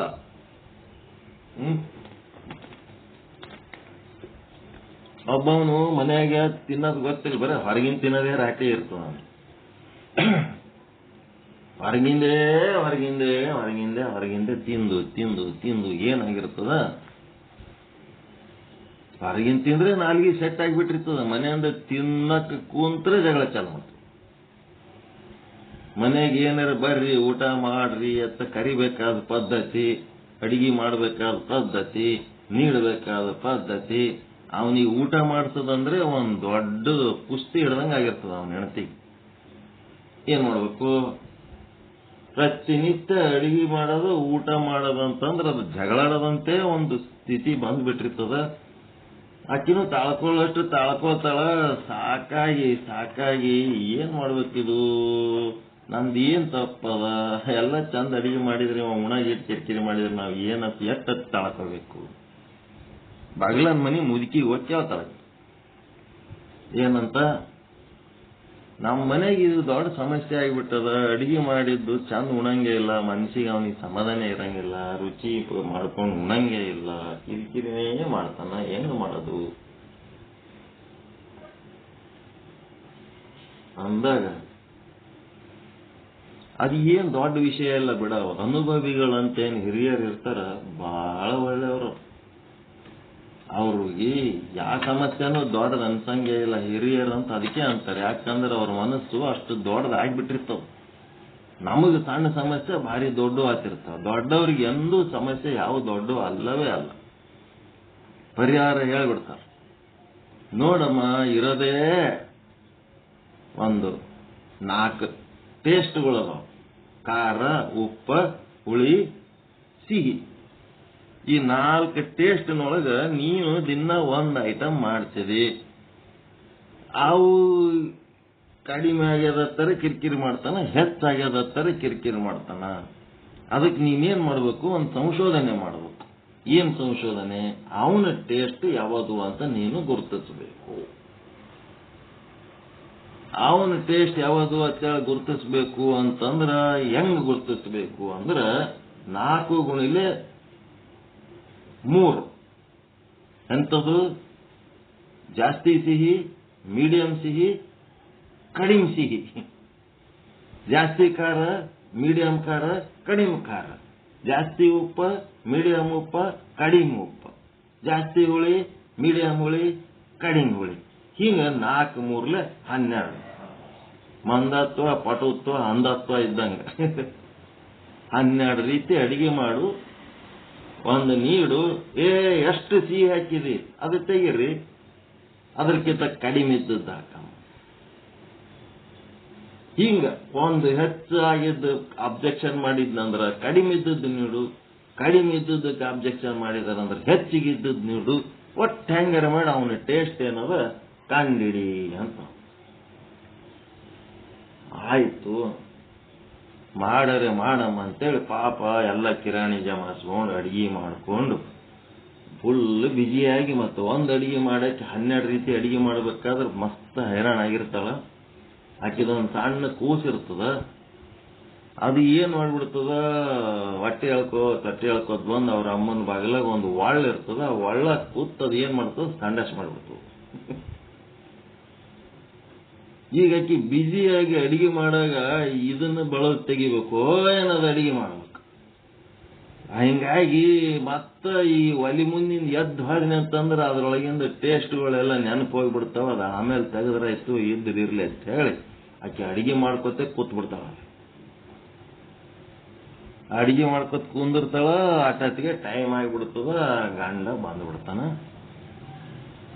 ಮತ್ತ ಸುತ್ತ ಇಷ್ಟ ಅಡಿಗೆ ಮಾಡೋದ್ರ ನಡ್ಬರ್ಕಿದು ಹೊಲಸಿದ್ದದ್ದು ನೋಡಿದ್ರ ಗಂಡ ಮತ್ತೆ ಜಗಳ ತೆಗಿತಾನವ. ಅದ್ರ ಸಲಗ ಏನ್ ಮಾಡ್ತಾಳ, ಒಳ್ಳಿನ ಮೇಲೆ ಒಂದು ಪ್ಲೇಟ್ ಮುಚ್ಚಿಟ್ಬಿಡ್ತಾಳೆ. ಪ್ಲೇಟ್ ಮುಚ್ಚಿಡ್ತಾಳ. ಇಟ್ಟು ಆಕಿ ಒಂದೊಂದೇ ನೀಡ್ತಿರ್ತಾಳ. ಅವನು ಪ್ರತಿನಿತ್ಯದ ಪದ್ಧತಿ ಅಂತೆ ಜಗಳ ಆಡ್ಕೋತ್ ಅದು ಅನ್ಕೋತ್ ಇದು ಅನ್ಕೋತ್ ಒದರಾಡ್ಕೋತ್ ತಿಂತಿರ್ತಾನ ಬೈತಿರ್ತಾನ, ತಿಂತಿರ್ತಾನ ಬೈತಿರ್ತಾನ. ಅದ್ರಾಗ ಏನಾಗ್ತದ, ಅವನಿಗೆ 12 ರೀತಿ ಅಡಿಗೆಗಳು ನೀಡಿದ್ರು ಸಹಿತ ಅವನ ಲಕ್ಷ್ಯ ಎಲ್ಲದ? ಓಸು ರೀತಿ ಅಡಿಗೆ ಹಾಕಿ ಸಂಭಾಳಿಸಿ ನೀಡ್ಲಕತ್ತಾಳ, ಅದ್ರ ಕಡೆ ಲಕ್ಷ್ಯ ಇಲ್ಲ ಅವನಿಗೆ. ಅವನ ಲಕ್ಷ್ಯ ಎಲ್ಲದ? ಒಳ್ಳಿನ ಕಡೆ ಏನೋ ಪ್ಲೇಟ್ ಮುಚ್ಚಿಟ್ಟಾಳ ಒಳ್ಳಾಗ, ಒಳ್ಳಾಗೇನೋ ಮುಚ್ಚಿಟ್ಟಾಳ, ಅದು ಬಿಟ್ಟು ಉಳಿದದ್ದು ನೀಡ್ಲಕತ್ತಾಳ, ಅದೊಂದು ನೀಡುವಳ ನೋಡಕ್ಕೆ ಬದ್ಮಾಶ ಅಂತ. ಏನ್ ಮಾಡ್ಬೇಕು? ಅದಕ್ಕ ಹೆಂಗ ಸಂಭಾಳಿಸಿ ಊಟ ತುದಿಗೆ ತಂದಿರ್ತಾಳ. ತಂದ ಹೊತ್ನಾಗ ಅದು ನೀಡ್ಲೇ ಇಲ್ಲಲ್ಲ, ಒಳ್ಳಾಗ ಏನ್ ಇಟ್ಟಿದಿ, ನನಗೆಲ್ಲ ಅಷ್ಟು ನೀಡಿದಿ, ಅದು ಒಳಗೆ ಅದು ಏನಿಲ್ಲ ಬಿಡ್ರಿ, ಏನಿಲ್ಲ ಅಂತ ಅಕ್ಕಿ ಅಂತಾಳ. ಅದು ಏನೋ ಸ್ಪೆಷಲ್ ಮಾಡಿ ನೀನು ಒಬ್ಬಕಿನೇ ತಿನ್ಬೇಕಂತ ಇಟ್ಕೊಂಡಿದಿ, ನನಗೆ ನೀಡಬಾರ್ದಂತ ನೀನು ಅದನ್ನ ಮುಚ್ಚಿಟ್ಟು ಬಿಟ್ಟಿದಿ. ಅದು ಮೊದಲ ನೀಡ ಅಂತ ಆರ್ಡರ್ ಮಾಡಿಬಿಡ್ತಾನ, ಜಬರ್ದಸ್ತಿ ಗದ್ದರಿಸ್ಬಿಡ್ತಾನ. ಹಾಳು ಬಾಯಿ ಬೀಳಕ್ ನಡಿಯವನು, ಅವನು ಯಾವಾಗ್ಲೂ ಜಗಳ ಆಡ್ತಿರ್ತಾನೆ. ಅತ್ತೇಳಿ ಒಂದು ಚಮಚ ತಗೊಂಡು ಅವನಿಗೆ ಅದನ್ನ ನೀಡೇ ಬಿಡ್ತಾಳೆ. ನೀಡಿದ ಮೇಲೆ 12 ಅಡಿಗೆಗಳಿಗೆ ಅವ ರುಚಿ ಕಿರಿಕಿರಿ ಮಾಡಿ ತಿನ್ನವ, ಇದು ಬಲೆ ಟೇಸ್ಟ್ ಮಾಡಿ ತಿಂದ್ಬಿಟ್ನಂತ. ಅಬಾಬಾಬಾ, ಏನು ಟೇಸ್ಟ್ ಮಾಡಿದೆ ಇದು, ನೀನು ಒಬ್ಬಕಿನೇ ತಿನ್ಬೇಕಂತ ಮಾಡಿದೆ, ಇಷ್ಟು ಚಲೋದು ಮಾಡಿ ಒಳಗೆ ಮುಚ್ಚಿಟ್ಟಿದಿ, ಇನ್ನು ಮುಂದ ದಿನ ಇದೇ ಮಾಡ್ಕೋತ ಇರ್ಬೇಕು ನೋಡು, ಇದೇ ನೀಡ್ಬೇಕು ನನಗೆ ಮಾಡಿ ಅಂದನಂತ. ವೀರಶೈವಾಚಾರ ಸಂಪನ್ನದೊಳಗ ಅನುಭವದ ಮೂಲಕ ಅರಿವಿನ ಗೊತ್ತಿಲ್ಲದೆ ಅಲ್ಲಿ ಇಲ್ಲಿ ಸಕಲ ಸಂಚಲದಲ್ಲಿ ಚಲಿಸುವವರು ನರಕಕ್ಕೆ ಹೋಗುವವರ ಟೇಸ್ಟ್ ಯಾವದತ್ತೇಳಿ ಅಂದ್ರ ಹಿಂಗಿರ್ತದ ನೋಡ್ರಿ. ನರಕಕ್ಕೆ ಹೋಗೋರು ಏನು ಸಾಧನೆ ಆಗಲ್ಲ, ಮಣ್ಣಾಗಂಗಿಲ್ಲ. ಅಂತ ನರಕಕ್ಕೆ ಹೋಗೋರಿಗೆ ಉದ್ಧಾರ ಮಾಡಿ ಆತ್ಮದ ಗೊತ್ತು ಮಾಡಿ ಆ ಜ್ಞಾನಕ್ಕೆ ತಗೊಂಡು ಬಂದು ಅವರೊಳಗಿರುವಂತ ಅರಿವನ್ನ ಅವರಿಗೆ ಪರಿಚಯ ಮಾಡಿ ಕೊಡುವವ ಸದ್ಗುರು. ಅವರೊಳಗಿನ ಆತ್ಮದ ಪರಿಚಯ ತನಗೆ ಮಾಡಿ ಕೊಡುವಂತ ಗುರುವಿಗೆ ಶರಣಾಗತನಾಗಿ ವಿನಯದಿಂದ ಕೇಳಿ ಹೇಳಿ ತನ್ನ ಆತ್ಮದ ಪರಿಚಯ ತಾನು ಮಾಡಿಕೊಂಡು ತಾನು ಮೋಕ್ಷ ಹೊಂದವ ಸತ್ ಶಿಷ್ಯ. ಇವರಿಬ್ರು ಜಗತ್ತಿನೊಳಗೆ ಅತ್ಯಂತ ಪರಮ ಪೂಜ್ಯರು, ಆತ್ಮದ ಸಾಧನೆ ಒಳಗೆ ಮುಳುಗಿದವರು. ಇವರೆಲ್ಲರೂ ಸದ್ಗುರುಗಳು, ಸತ್ ಶಿಷ್ಯರು. ಇವರೆಲ್ಲ ದಿವ್ಯ ದೃಷ್ಟಿ ಉಳ್ಳಂತವರು, ದಿವ್ಯ ಮಾರ್ಗದಲ್ಲಿ ನಡೆದಂತವರು. ಲೈಫ್ ಡಿವೈನ್ ಅಂತ, ದಿವ್ಯ ಜೀವನ, ಅವ್ರ ಜೀವನನೇ ದಿವ್ಯ. ಅವರು ಪರಮ ಶ್ರೇಷ್ಠರು. ಎಲ್ಲಿ ನಿಂತು ಹೇಳಂದ್ರೆ ಹೇಳ್ತೇವೆ. ಇವರು ಮಹರ್ಷಿಗಳು, ಇವರು ಸಂತರು, ಇವರು ಶರಣರು, ಇವರು ಮಹಾತ್ಮರು. ಅವರು ಪಾದ ತೊಳ್ಕೊಂಡು ನೀರು ಕುಡಿದ್ರೆ ಅದೇ ತೀರ್ಥ. ಅಂತ ಸಾಧನೆ. ಅದನ್ನ ಬಿಟ್ಟು ಸಾವುಕಾರ ಆಗಪ್ಪ ಅಂತೇಳಿ ಡುಬ್ಬ ಚಪ್ಪರಿಸ ಸ್ವಾಮಿ, ಸಾವುಕಾರ ಆಗ್ಬೇಕಂತೇಳಿ ಜೀವನಾಗಿಂದ ರೊಕ್ಕ ಅಲ್ಲಿ ಗುರುವಿಗೆ ಇಟ್ಟು ಕಾಣಿಕೆ ಕೊಟ್ಟು ಧನ್ಯ ಆದ ಅನ್ನಂತ ಶಿಷ್ಯ. ಇವರಿಬ್ರು ಏನಾರ ಕುರುಡ್ರಿ, ಅವರು ಆತ್ಮಜ್ಞಾನದ ಗಂಧ ಗೊತ್ತಿಲ್ಲದ ಕುರುಡ್ರಿ, ಅವರು ಬ್ಲೈಂಡ್. ಅವನು ನರಕಕ್ಕೆ ಹೋಗವ, ಇವನು ನರಕಕ್ಕೆ ಹೋಗವ. ಇಬ್ರು ನರಕಕ್ಕೆ ಹೋಗೋರು, ಕುರುಡರು ಕೂಡಿ ನರಕಕ್ಕೆ ಹೋಗೋರು ಇವರೆಲ್ಲ. ಅವ್ರು ಯಾವ ಪೀಠದ ಮೇಲೆ ಕುಂತಿರಲಕ್ಕ, ಯಾ ಮಠದಾಗ ಯಾಕಿರ್ಲಕ್ಕ, ಯಾ ಆಶ್ರಮದಾಗ ಯಾಕಿರ್ಲಕ್ಕ, ಆತ್ಮಜ್ಞಾನದ ಸಾಧನೆ ಇರಲಿಲ್ಲ ಅಂತಂದ್ರೆ ಅವರೆಲ್ಲ ಕುರುಡ್ರು. ಅವ್ರು ತಿಲ್ಲಕತ್ತದ್ದು ಅನ್ನ ಅಲ್ಲ, ಹೇಳಿದ್ನಲ್ಲಿ ಇನ್ನ ಅದರದ್ದು ರುಚಿ ಹತ್ತಿದವನಿಗೆ ಇದ್ರದ್ದೇನು ರುಚಿ ಗೊತ್ತಾಗ್ತದೆ. ರೊಕ್ಕ ರೂಪಾಯಿ ಬಿಲ್ಡಿಂಗು ಏನದು ಕೀರ್ತಿ ಐಶ್ವರ್ಯ ಎಲ್ಲ ಲೌಕಿಕದ ರುಚಿ ಹಚ್ಚಿ ರುಚಿ ಒಳಗೆ ಮುಳುಗಿದವನಿಗೆ ಈ ಆತ್ಮಜ್ಞಾನದ ಗಂಧ ಇರ್ಲಾರ್ದವ್ರು ಅವ್ರು ಯಾರ್ಯಾಕಿರ್ಲಕ್ಕ ಅವರೆಲ್ಲರೂ ನರಕಿಗಳು, ನರಕಕ್ಕೆ ಹೋಗವ್ರೆ ಅವ್ರ ಅಂತ ಸ್ವಾಮಿಗಳಿಗಿಂತ ನಿಮ್ಮಂತವ್ರು ಕೋಟಿ ಪಟ್ಟು ಶ್ರೇಷ್ಠ. ಇದ್ರ ಸಲುವಾಗಿ ದಿನ 4 ತಾಸು 8 ತಾಸು ಏನ್ ಸಾಧನೆ ಮಾಡ್ಲಕತ್ತೀರಿ, ಯು ಆರ್ ಆಲ್ ಗ್ರೇಟ್. ಯಾವ ಸ್ವಾಮಿನೂ ನಿಮ್ಕಿಂತ ಶ್ರೇಷ್ಠ ಅಲ್ಲ. ಲೌಕಿಕ ಮಾರ್ಗದರ್ಶಕನಾಗಿ ಲೌಕಿಕ ಭೋಗ ಸುಖದೊಳಗೆ ಮುಣಿಗಿದ ಸ್ವಾಮಿಗಿಂತ ನೀವು ಅವ್ರಕ್ಕಿಂತ 1000 ಪಟ್ಟು ಶ್ರೇಷ್ಠ, ಕೋಟಿ ಪಟ್ಟು ಶ್ರೇಷ್ಠ.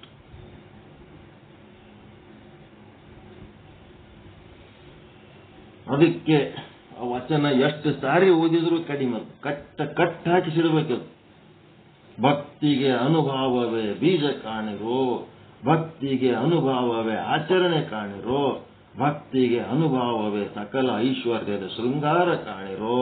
ವೀರಶೈವ ಆಚಾರ ಸಂಪನ್ನ ನೆನೆಸುವ ಪರಮ ಸದ್ಭಕ್ತರಿಗೆ ಮಾತ್ರ ಈ ಅನುಭಾವವೇ ಅರಿವಿನ ಗೊತ್ತು ಅಂತ ತಿಳಿದವರು ಕಾಣಿರೋ.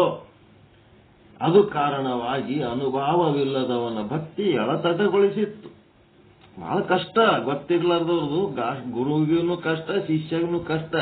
ಗುರು ಇರೋನ ಏನು ಆತ್ಮಜ್ಞಾನ ಇರ್ಬೇಕಂತ ಏನದ? ಆತ್ಮಜ್ಞಾನ ಇಲ್ಲದ ಗುರುಗಳು ಮಠಕ್ಕ ಪೀಠಾಧಿಪತಿಗಳಾಗಿ ಕೂತಿರ್ತಾರ, ಅವ್ರಿಗೆ ಆತ್ಮಜ್ಞಾನ ಇರ್ಬೇಕಂತ ಏನಿಲ್ಲಲ್ಲ,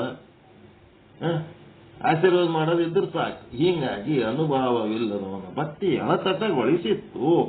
ಅನುಭಾವವನ್ನು ಅರಿಯದವರು ಕಾಮುಕರು, ಆಸೆ ಬುರುಕರು. ರೊಕ್ಕ ರೂಪಾಯಿ ಅಧಿಕಾರ, ಎಲ್ಲರೂ ನನಗೆ ನಮಸ್ಕಾರ ಮಾಡ್ಲಿ, ನಾನು ಸಾಹುಕಾರ ಆಗ್ಬೇಕು, ಅದಾಗಬೇಕು ಇದಾಗಬೇಕಂತೇಳಿ ಇವೆಲ್ಲ ಆಸೆ ಬುರುಕ. ಇವೆ ಲೌಕಿಕ ವಿಷಯದೊಳಗಿನ ಆಸೆ ಬುರುಕರು. ಆ ಮಹಾನುಭಾವ ಮಾಡುವಲ್ಲಿ ಅದು ಮಾಡಬೇಕು. ನೀವು ವೀರಶೈವ ಆಚಾರ ಮೂಲಕ ಶಿವಯೋಗ ಸಾಧನೆ ಮಾಡುವಲ್ಲಿ ಸಕಲ ಸಂಚಲವಳಿದು ಅಕ್ಕಡಿ ಅಕ್ಕಡಿ ಹರಿದಾಡ್ಲಾರ್ದೆ ಬಸವಣ್ಣವ್ರ ವಚನ ಬರೆದರಲ್ರಿ, ಅತ್ತಲಿತ್ತ ಹರಿಯದಂತೆ ಹೆಳವನ ಮಾಡಯ್ಯ ತಂದೆ, ಸುತ್ತಿ ಸುಳಿದು ನೋಡದಂತೆ ಅಂಧಕನ ಮಾಡಯ್ಯ ತಂದೆ, ಮತ್ತೊಂದ ಕೇಳಿಸದಂತೆ ಕಿವುಡನ ಮಾಡಯ್ಯ ತಂದೆ. ಎಷ್ಟು ಚಂದ ಬರೆದರು. ಶಿವಯೋಗ ಸಾಧನೆಗೆ ಸಂಬಂಧಪಟ್ಟಂತ ವಿಚಾರ ಬಿಟ್ರೆ ಮತ್ತೊಂದು ಏನೂ ಕೇಳಬಾರದು. ಹಂಗ ನನಗ ಬೇರೆ ವಿಷಯದ ಸಲುವಾಗಿ ಕಿವುಡನನ್ನು ಮಾಡು. ಶಿವಯೋಗ ಸಾಧನೆಯಲ್ಲಿ ಸತ್ಚಿತ್ತಾನಂದ ನಿತ್ಯ ಪರಿಪೂರ್ಣನ ಪರಮಾತ್ಮನ ದರ್ಶನ ಬಿಟ್ರೆ ಬೇರೆ ಏನೂ ದರ್ಶನ ಮಾಡ್ಕೊಳ್ಳಾರ್ದಂಗ, ಯಾವ ದರ್ಶನೂ ನನಗ ಆಗ್ಲಾರ್ದಂಗ ಕುರುಡನ ಮಾಡು. ಮತ್ತ ಅಲ್ಲಿ ಚಲೋ ಅದ, ಇಲ್ಲಿ ಚಲೋ ಅದ, ಅಲ್ಲಿ ಆ ಗುರು ಚಂದ ಹೇಳ್ತಾನ, ಈ ಶಾಸ್ತ್ರ ಚಂದದ ತಿಳ್ಕೆ ಎಲ್ಲೆಲ್ಲೋ ಹೋಗಿ ಕೇಳೋಕ್ಕಿಂತ ಕುಂಟನ ಮಾಡಂತ ಹೇಳ್ಬಿಟ್ಟನು. ಹೆಳವನ ಮಾಡಯ್ಯ ಅಂತ ಇದೇ ಅರ್ಥದಾಗ ಆ ವಚನ, ಮತ್ತಿನ್ನೇನು. ಹೀಗಾಗಿ ಸಕಲ ಸಂಚಲವೆಳೆದು ವಿನಯದಿಂದ ಕೇಳಬೇಕು. ಗುರುವಿನಲ್ಲಿ ಏನು ಕೇಳ್ತಾನ ಅದು ಹೇಳೋದಕ್ಕೆ ಉತ್ಸಾಹ ತೋರಿಸ್ಬೇಕು, ಏನು ಹೇಳ್ತಾನ ಅದು ಕೇಳೋದಕ್ಕೆ ಉತ್ಸಾಹ ತೋರಿಸ್ಬೇಕು. ಆ ವಿನಯ ಇರಲಿಲ್ಲ, ಒಳಗ ಗಹಮಂಡಿ ತುಂಬಿಕೊಂಡು ಮತ್ತೆ ಒಳಗ ಜಡ ಬುದ್ಧಿ ತುಂಬಿಕೊಂಡು ಅವಿವೇಕತನ ತುಂಬಿಕೊಂಡು ಅಜ್ಞಾನ ತುಂಬಿಕೊಂಡು ಸುಮ್ಮಗ ಕುಂದಿರ್ತೀವಿ ಅಂತಂದ್ರ ಅದು ಸ್ವರ್ಗಕ್ಕೆ ಕರ್ಕೊಂಡು ಹೋಗಲ್ಲ, ಅದು ನರಕಕ್ಕೆ ಕರ್ಕೊಂಡು ಹೋಗಂತ ಅನುಚಿತ ವರ್ತನೆ. ಅದಕ್ಕೇನದ ನಮ್ಮ ಕೂಡಲ ಚನ್ನ ಸಂಗಮ ದೇವರು ಅಘೋರ ನರಕದ ಲಿಕ್ಕದೆ ಮಾಣಬನೆ. ಪ್ರಾಣಲಿಂಗಿ ಸ್ಥಳ ಅಂದ್ರೆ ತಾಂಗಿರ್ಬೇಕಂದ್ರ ತಾನು ಹಿಡಿದ ದಾರಿ ಅದು ತನ್ನ ಪ್ರಾಣ ಅನ್ನಂಗಿರ್ಬೇಕು. ಅದನ್ನೇನಾರ ಬಿಟ್ಟು ಆ ಕಡೆ ಈ ಕಡೆ ಸರಿದಾಡಿದ್ರೆ ಪ್ರಾಣ ಹೋದಂಗ ಆಗಬೇಕಂತ ಹೇಳ್ತಾನೆ ಈ ವಚನದ. ಮತ್ತಿನ್ನಿ ಹೆಂಗ್ ಹೇಳ್ಬೇಕಿದ?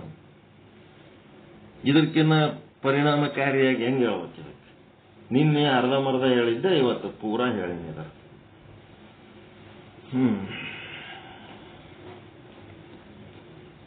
ಆತ್ಮದ ಅನುಭವಕ್ಕೆ ಸಂಬಂಧಪಟ್ಟದ್ದೇ ಈ ಪ್ರಾಣಲಿಂಗಿ ಸ್ಥಳ.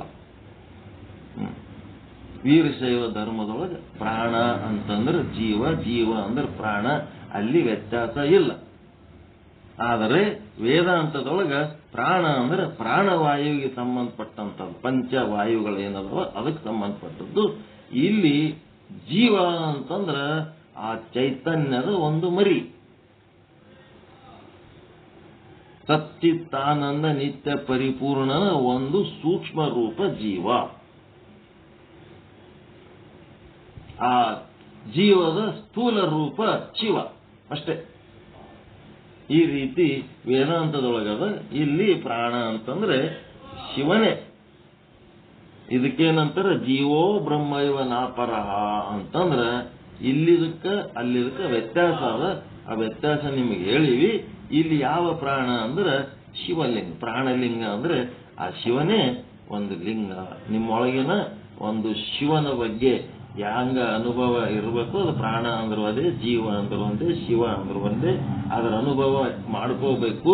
ಅದೇ ನಮ್ಮ ಕರ್ತವ್ಯ ಅನ್ನೋದು ಒತ್ತಿ ಒತ್ತಿ ಹೇಳ್ತಾರೆ. ಒಂದೊಂದು ವಚನ ಮುಂದೆ ಹೋದಂಗೆಲ್ಲ ಇನ್ನ ಸ್ಟ್ರಾಂಗ್ ಹೇಳ್ತಾರೆ, ಇನ್ನ ಸ್ಟ್ರಾಂಗ್ ಮಾಡ್ಕೊತ ಹೋಗ್ತಾರೆ. ಅವ್ರು ಹೇಳ್ಕೊತ ಹೋಗ್ತಾರೆ. ಪ್ರಾಣ ಅಂತಂದ್ಮೇಲೆ ಏನಾರ ಕೊಡು ಅಂದ್ರೆ ಕೊಡ್ತೀರಿ, ಪ್ರಾಣ ಕೊಡ್ತೀರಿ ಅಂದ್ರೆ ಏನ್ ಬೇಕಾದ್ ಕೊಡ್ತೀರಿ, ಪ್ರಾಣ ಕೊಡ್ತೀರಾ? ಹೋಲಿ, ಪ್ರಾಣ ಬೇಡ, ಒಂದು ಕಿರುಬೆರಳು ಕೊಡ್ತೀರ ನಮಗ?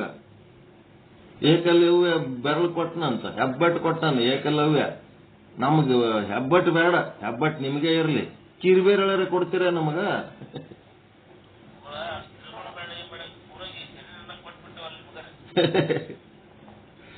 ಒಂದು ಕಿರುಬೆರಳು ಸಹಿತ ಕೊಡ್ಲಕ್ಕಾಗಂಗಿಲ್ಲ. ಅಂದ್ರ ಪ್ರಾಣ ಲಿಂಗ ಅಂತಂದ್ರ ಏನದ ಅಂತಂದ್ರ ಆ ಆತ್ಮಜ್ಞಾನ ಹೆಂಗ ಆಗ್ಬೇಕಂತಂದ್ರೆ ಪ್ರಾಣಕ್ಕಿಂತ ಪ್ರಿಯ ಆಗ್ಬೇಕಂತ ಈ ಬ್ರಹ್ಮಜ್ಞಾನ, ಆತ್ಮಜ್ಞಾನ.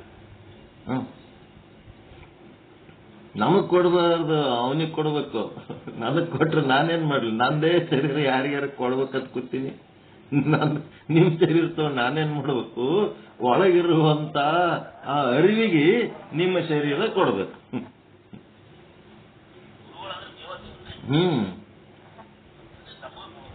ಒಳಗಿರುವ ಅರಿವಿಗೆ ಆ ಶರೀರವನ್ನು ಕೊಡಬೇಕು. ಕರ್ಪೂರ ಹೆಂಗ ಉರಿಗೆ ಮೈ ಕೊಟ್ಟು ತಾನು ಇಲ್ಲದಂಗ ಆಗ್ತದ, ಉರಿಗೆ ಮೈ ಕೊಡ್ತದ, ಕೊಟ್ಟು ಕೊಟ್ಟು ಕೊಟ್ಟು ತಾನು ಖಾಲಿ ಆಗ್ತದ. ಹಾಂಗ ಈ ತತ್ವಜ್ಞಾನಕ್ಕ, ಆತ್ಮಜ್ಞಾನಕ್ಕ ಅದು ಶರೀರ, ಸ್ಥೂಲ ಶರೀರ, ಸೂಕ್ಷ್ಮ ಶರೀರ, ಕಾರಣ ಶರೀರ, ಅದನ್ನ ಅನುಭವಿಸಿ ಅನುಭವಿಸಿ ಅನುಭವಿಸಿ ಜ್ಯೋತಿಯಾಗಿ ಬೆಳಗಿ ಹೋಗ್ಬೇಕು.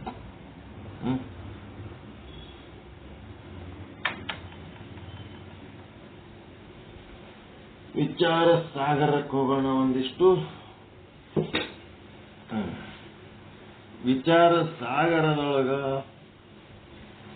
ಏನಂತಂದ್ರೆ ಶ್ರೀ ವಿಚಾರ ಸಾಗರ ಸಾಧು ನಿಶ್ಚಲ್ ದಾಸ್ಜಿಯವರ ಕೃತಿ. ಒಂದು ಹಾಡ ಹಾಡ್ರಿ, ಸ್ವಲ್ಪ ಚೇಂಜ್ ಮಾಡ್ರಿ.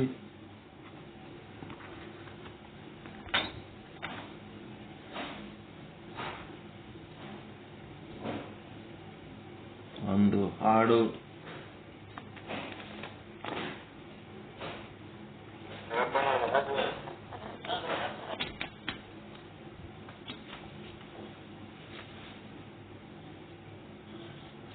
ನೀವು ಹಾಡ್ತೀರ, ನಾ ಹಾಡಿಬಿಡ್ಲಿ.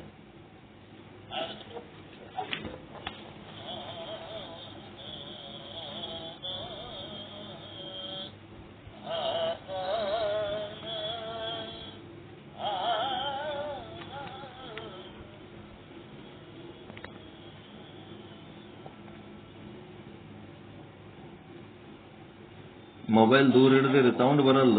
ಮೊಬೈಲ್ ಸಮೀಪ ಇಡ್ರಿ, ಬಾಯಿ ಸಮೀಪ.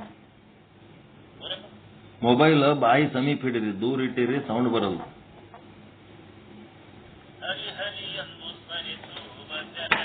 ಜೋರ್ ಜೋರ್ ಬರ್ಲಿ ಧ್ವನಿ. ಹಾ,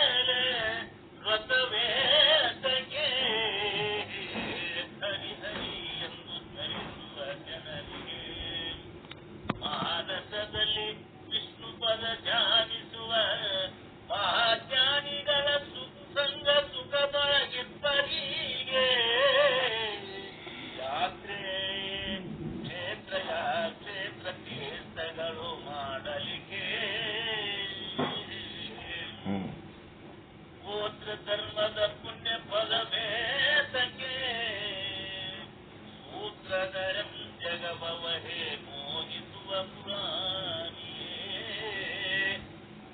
ಜಗವ ಮೋಹಿಸುವ ಮುರಾರಿಯೇ ಹರಿ ಹರಿ ಎಂದು ಸ್ಮರಿಸುವ ಜನರಿಗೆ ಹರಿ ಹರಿ ಎಂದು ಸ್ಮರಿಸುವ ಜನರಿಗೆ ಸ್ತೋತ್ರದಿಂಪೊಗಳಿಹಿಕ್ಕುವ ಭಾಗವತರಿಗೆ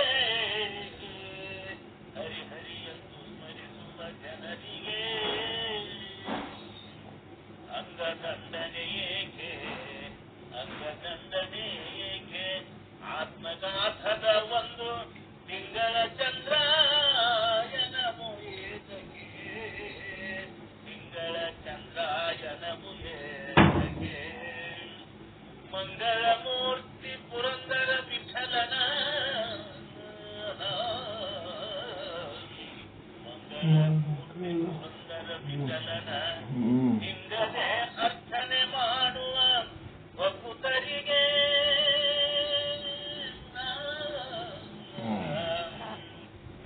ಹಿಂಗದೆ ಅರ್ಥನೆ ಮಾಡುವ ಭಕ್ತರಿಗೆ ಹರಿ ಹರಿ ಎಂದು ಸ್ಮರಿಸುವ ಜನರಿಗೆ ದುರಿತ ವ್ಯಕ್ತನದು ದುರ್ಗತಿಯಲ್ಲಿ ಬಹುದೂರೇ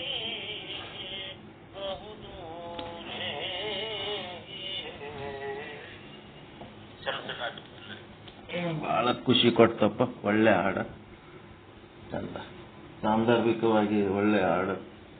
ಪುರಂದರದಾಸರ ಮಸ್ತ್ ಮಸ್ತ್.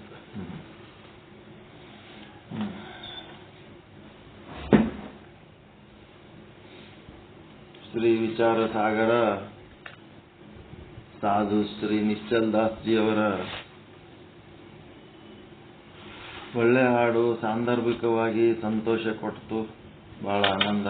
ಒಳ್ಳೆ ಹಾಡು ಸೆಲೆಕ್ಟ್ ಮಾಡಿರಿ. ಪುರಂದರದಾಸರ ಒಂದು ಪದ, ಸಂತೋಷ.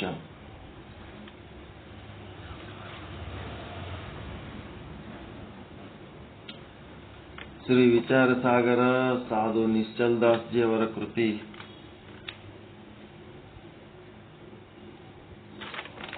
ಈಗ 259ನೇ ವಿಷಯಾಂಕ ಮುಗಿಸಿದ್ರಿ. ಅದರೊಳಗ ಏನ್ ಬರ್ದಾರ? 257, 58, 59ನೇ ವಿಷಯಾಂಕಗಳಲ್ಲಿ ಕೆಲವೊಂದು ಶಬ್ದಗಳನ್ನ ಕಲ್ತ್ರಿ. ಯಾವಾಗ ಈಶ್ವರ ಜಗತ್ತನ್ನ ಸೃಷ್ಟಿ ಮಾಡ್ಬೇಕಂತ ಸಂಕಲ್ಪ ಮಾಡ್ದ, ಆವಾಗ ಆ ಜೀವರುಗಳಿಗೆ ಇಲ್ಲಿ ಭೋಗ ಮಾಡ್ಬೇಕಾದ್ರ ಜಗತ್ತಂತ ಬೇಕಲ್ಲ, ಅದಕ್ಕೆ ಅವನು ಮಾಡಿದ ಪಿಂಡಾಂಡ ಬ್ರಹ್ಮಾಂಡಗಳ ಸೃಷ್ಟಿ. ಆ ಒಂದು ಜಗತ್ತು ಸೃಷ್ಟಿ ಮಾಡಬೇಕಾದ್ರೆ ಆರಂಭದಲ್ಲಿ 5 ಭೂತಗಳು ಸೂಕ್ಷ್ಮ ರೂಪದಲ್ಲಿ ತಯಾರಾದವು. ಆ 5 ಭೂತಗಳ ಸೂಕ್ಷ್ಮ ರೂಪನೇ ಶಬ್ದ, ಸ್ಪರ್ಶ, ರೂಪ, ರಸ, ಗಂಧ. ಅವು ಏನದವ? ತನ್ಮಾತ್ರೆಗಳು ಅಂತಾರ. ಈ ತನ್ಮಾತ್ರೆಗಳು ಒಂದರೊಳಗೊಂದು ಬೆರಿಲಾರದೆ ಸೆಪರೇಟ್ ಇದ್ದಾಗ ಪಿಂಡಾಂಡ ಸಂಬಂಧಿ ತತ್ವಗಳು 5 ಪ್ರಾಣಗಳು, 5 ಜ್ಞಾನೇಂದ್ರಿಯಗಳು, 5 ಕರ್ಮೇಂದ್ರಿಯಗಳು ಮತ್ತು 2 ಅಂತಃಕರಣಗಳು, 17 ತತ್ವಗಳು ಸೂಕ್ಷ್ಮ ರೂಪ ತಯಾರಾಯಿತು. ಅವು ಪಿಂಡಾಂಡಕ್ಕೆ ಸಂಬಂಧಪಟ್ಟಂತ ತತ್ವಗಳು. ಅವಕ್ಕೇನಂದ್ರು? ಸೂಕ್ಷ್ಮ ಸೃಷ್ಟಿ ಅಂತಂದ್ರು. ಅವು ಎದರಿಂದ ತಯಾರಾದವು ಅಂತಂದ್ರೆ ಅಪಂಚೀಕೃತ ಪಂಚಭೂತಗಳು ಅಂದ್ರೆ ಪಂಚ ತನ್ಮಾತ್ರೆಗಳಿಂದ ಅವು ತಯಾರಾದವು. ಇದು ಸೂಕ್ಷ್ಮ ಸೃಷ್ಟಿ ಅಂತ ಹೇಳಿದ್ರು. ಮುಂದೆ ಅವು ಹ್ಯಾಂಗ ಪಂಚೀಕರಣಗೊಂಡು ಅಂತಂದ್ರ ಒಂದು ಮುಖ್ಯ ಭಾಗ ಮತ್ತು ಚಿಕ್ಕ ಭಾಗ ಅಂತೇಳಿ ಎರಡು ಭಾಗ ಮಾಡಿ ತಮ್ಮ ತಮ್ಮ ಭಾಗಗಳನ್ನ ತಮಗೆ ಇಟ್ಟುಕೊಂಡು ಇತರ 4 ಭೂತಗಳ ಚಿಕ್ಕ ಚಿಕ್ಕ ಭಾಗಗಳನ್ನ ಗ್ರಹಣ ಮಾಡಿ ಪಂಚಭೂತಗಳು ತಯಾರಾದು ಭೂಮಿ ಒಳಗ ಗಂಧದ ಮುಖ್ಯ ಭಾಗ ಮತ್ತೆ ಶಬ್ದ ಸ್ಪರ್ಶ ರೂಪ ರಸಗಳ ಚಿಕ್ಕ ಭಾಗಗಳು ಸೇರಿ ಭೂಮಿ ತಯಾರಾಯಿತು. ನೀರು ಹೆಂಗ್ ತಯಾರಾಯಿತು ಅಂದ್ರ ರಸದ ಮುಖ್ಯ ಭಾಗ ತನಗಿಟ್ಕೊಂಡು ಮುಂದೆ ಈ ರಸಕ್ಕೆ ಸಂಬಂಧಪಟ್ಟಂತ ವಿಷಯ ಬಿಟ್ಟು ಉಳಿದದ್ದು ಶಬ್ದ ಸ್ಪರ್ಶ ರೂಪ ಗಂಧ ಇವು 4 ಚಿಕ್ಕ ಭಾಗಗಳನ್ನ ಗ್ರಹಣ ಮಾಡಿ ನೀರು ತಯಾರಾಯಿತು. ಅಗ್ನಿ ಏನ್ ಮಾಡ್ತು, ರೂಪದ ಮುಖ್ಯ ಭಾಗ ತಾನಿಟ್ಟುಕೊಂಡು ಆ ಶಬ್ದ ಸ್ಪರ್ಶ ಮತ್ತೆ ರಸ ಮತ್ತು ಗಂಧ ಈ 4 ಚಿಕ್ಕ ಭಾಗಗಳನ್ನ ತಾನು ಗ್ರಹಣ ಮಾಡಿ ಅಗ್ನಿ ತಯಾರಾಯಿತು. ವಾಯು ಹೆಂಗ್ ತಯಾರಾಯಿತು ಅಂತಂದ್ರೆ ಆ ಸ್ಪರ್ಶ ಎನ್ನುವ ತನ್ಮಾತ್ರೆಯ ಮುಖ್ಯ ಭಾಗ ತನಗಿಟ್ಟುಕೊಂಡು ಶಬ್ದ ರೂಪ ರಸ ಗಂಧಗಳ ಚಿಕ್ಕ ಭಾಗಗಳನ್ನ ತನ್ನೊಳಗೆ ಬೆರೆಸಿಕೊಂಡು ಅದು ವಾಯು ತಯಾರಾಯಿತು. ಆಮೇಲೆ ಆಕಾಶ ಏನ್ ಮಾಡ್ತು, ಶಬ್ದದ ಮುಖ್ಯ ಭಾಗ ತಾನಿಟ್ಟುಕೊಂಡು ಉಳಿದ ಸ್ಪರ್ಶ ರೂಪ ರಸ ಗಂಧಗಳ ಚಿಕ್ಕ ಚಿಕ್ಕ ಭಾಗಗಳನ್ನು ತನ್ನೊಳಗೆ ಹಿಂಬಿಟ್ಟುಕೊಂಡು ತಾನು ಆಕಾಶ ಅಂತ ತಯಾರಾಯಿತು. ಇವು ಏನಾಯ್ತು ಅಂದ್ರೆ ಮಹಾಭೂತಗಳು ಸೃಷ್ಟಿಯಾದವು. ಈ ಮಹಾಭೂತಗಳು ಪಂಚೀಕೃತ ಪಂಚ ಮಹಾಭೂತಗಳಿಂದ ಬ್ರಹ್ಮಾಂಡ ಸೃಷ್ಟಿಯಾಯಿತು. ಆ ಬ್ರಹ್ಮಾಂಡಕ್ಕ ಇವರೇನಂದ್ರು ಸ್ಥೂಲ ಸೃಷ್ಟಿ ಅಂದ್ರು. ಇಲ್ಲಿ ವಿಚಾರ ಸಾಗರದೊಳಗ ಇಲ್ಲಿ ನಮಗೇನು ಅರ್ಥ ಆಗ್ಯದಂತಂದ್ರ ಪಿಂಡಾಂಡಕ್ಕ ಸೂಕ್ಷ್ಮ ಸೃಷ್ಟಿ ಅಂದರ, ಬ್ರಹ್ಮಾಂಡಕ್ಕ ಸ್ಥೂಲ ಸೃಷ್ಟಿ ಅಂದರ. ನಾವು ಏನಂತೀವಿ, ಅಲ್ಲಿಂದ ಇಲ್ಲಿ ತನಕ ಕಣ್ಣಿಗೆ ಕಾಣಲ್ಲ, ಕೈಗೆ ಮುಟ್ಟಲಕ್ಕೆ ಸಿಗಂಗಿಲ್ಲ, ಹಾಂಗ ಯಾವಾಗ ಆದ ಅದಕ್ಕೆ ನಾವು ಸೂಕ್ಷ್ಮ ಸೃಷ್ಟಿ ಅಂದೀವಿ. ಯಾವುದು ಕೈಗೆ ಮುಟ್ಟಲಕ್ಕೆ ಸಿಗ್ತದ, ಯಾವುದು ಕಣ್ಣಿಗೆ ಕಾಣಿಸ್ತದ ಅದಕ್ಕೆ ಸ್ಥೂಲ ಸೃಷ್ಟಿ ಅಂದೀವಿ ಅಂತೇಳಿ. ಅದೇನ್ ತಪ್ಪಲ್ಲ. ಆದ್ರ ವಿಚಾರ ಸಾಗರದೊಳಗ ನಿಶ್ಚಲದಾಸರ ವಿಚಾರ ಹೆಂಗ ಗೈಡ್ ಮಾಡ್ಲಕತ್ತಾರ ಹಂಗ ನಾವು ಹೋಗ್ಬೇಕಲ್ಲ. ಈಗ ಸ್ಥೂಲ ಸೃಷ್ಟಿ ಒಳಗೆ ಏನ್ ತೋರಿಸಿದ್ರು ಅವರು, ಒಂದು ಬ್ರಹ್ಮಾಂಡ ತೋರಿಸಿದ್ರು, ಅದರೊಳಗೆ 14 ಲೋಕಗಳು ತೋರಿಸಿದ್ರು ಅವರು. ಈ ಸ್ಥೂಲ ಸೃಷ್ಟಿ ಎದರಿಂಗಾಯ್ತು, ಪಂಚೀಕೃತ ಪಂಚಭೂತಗಳಿಂದ ಆಯಿತು.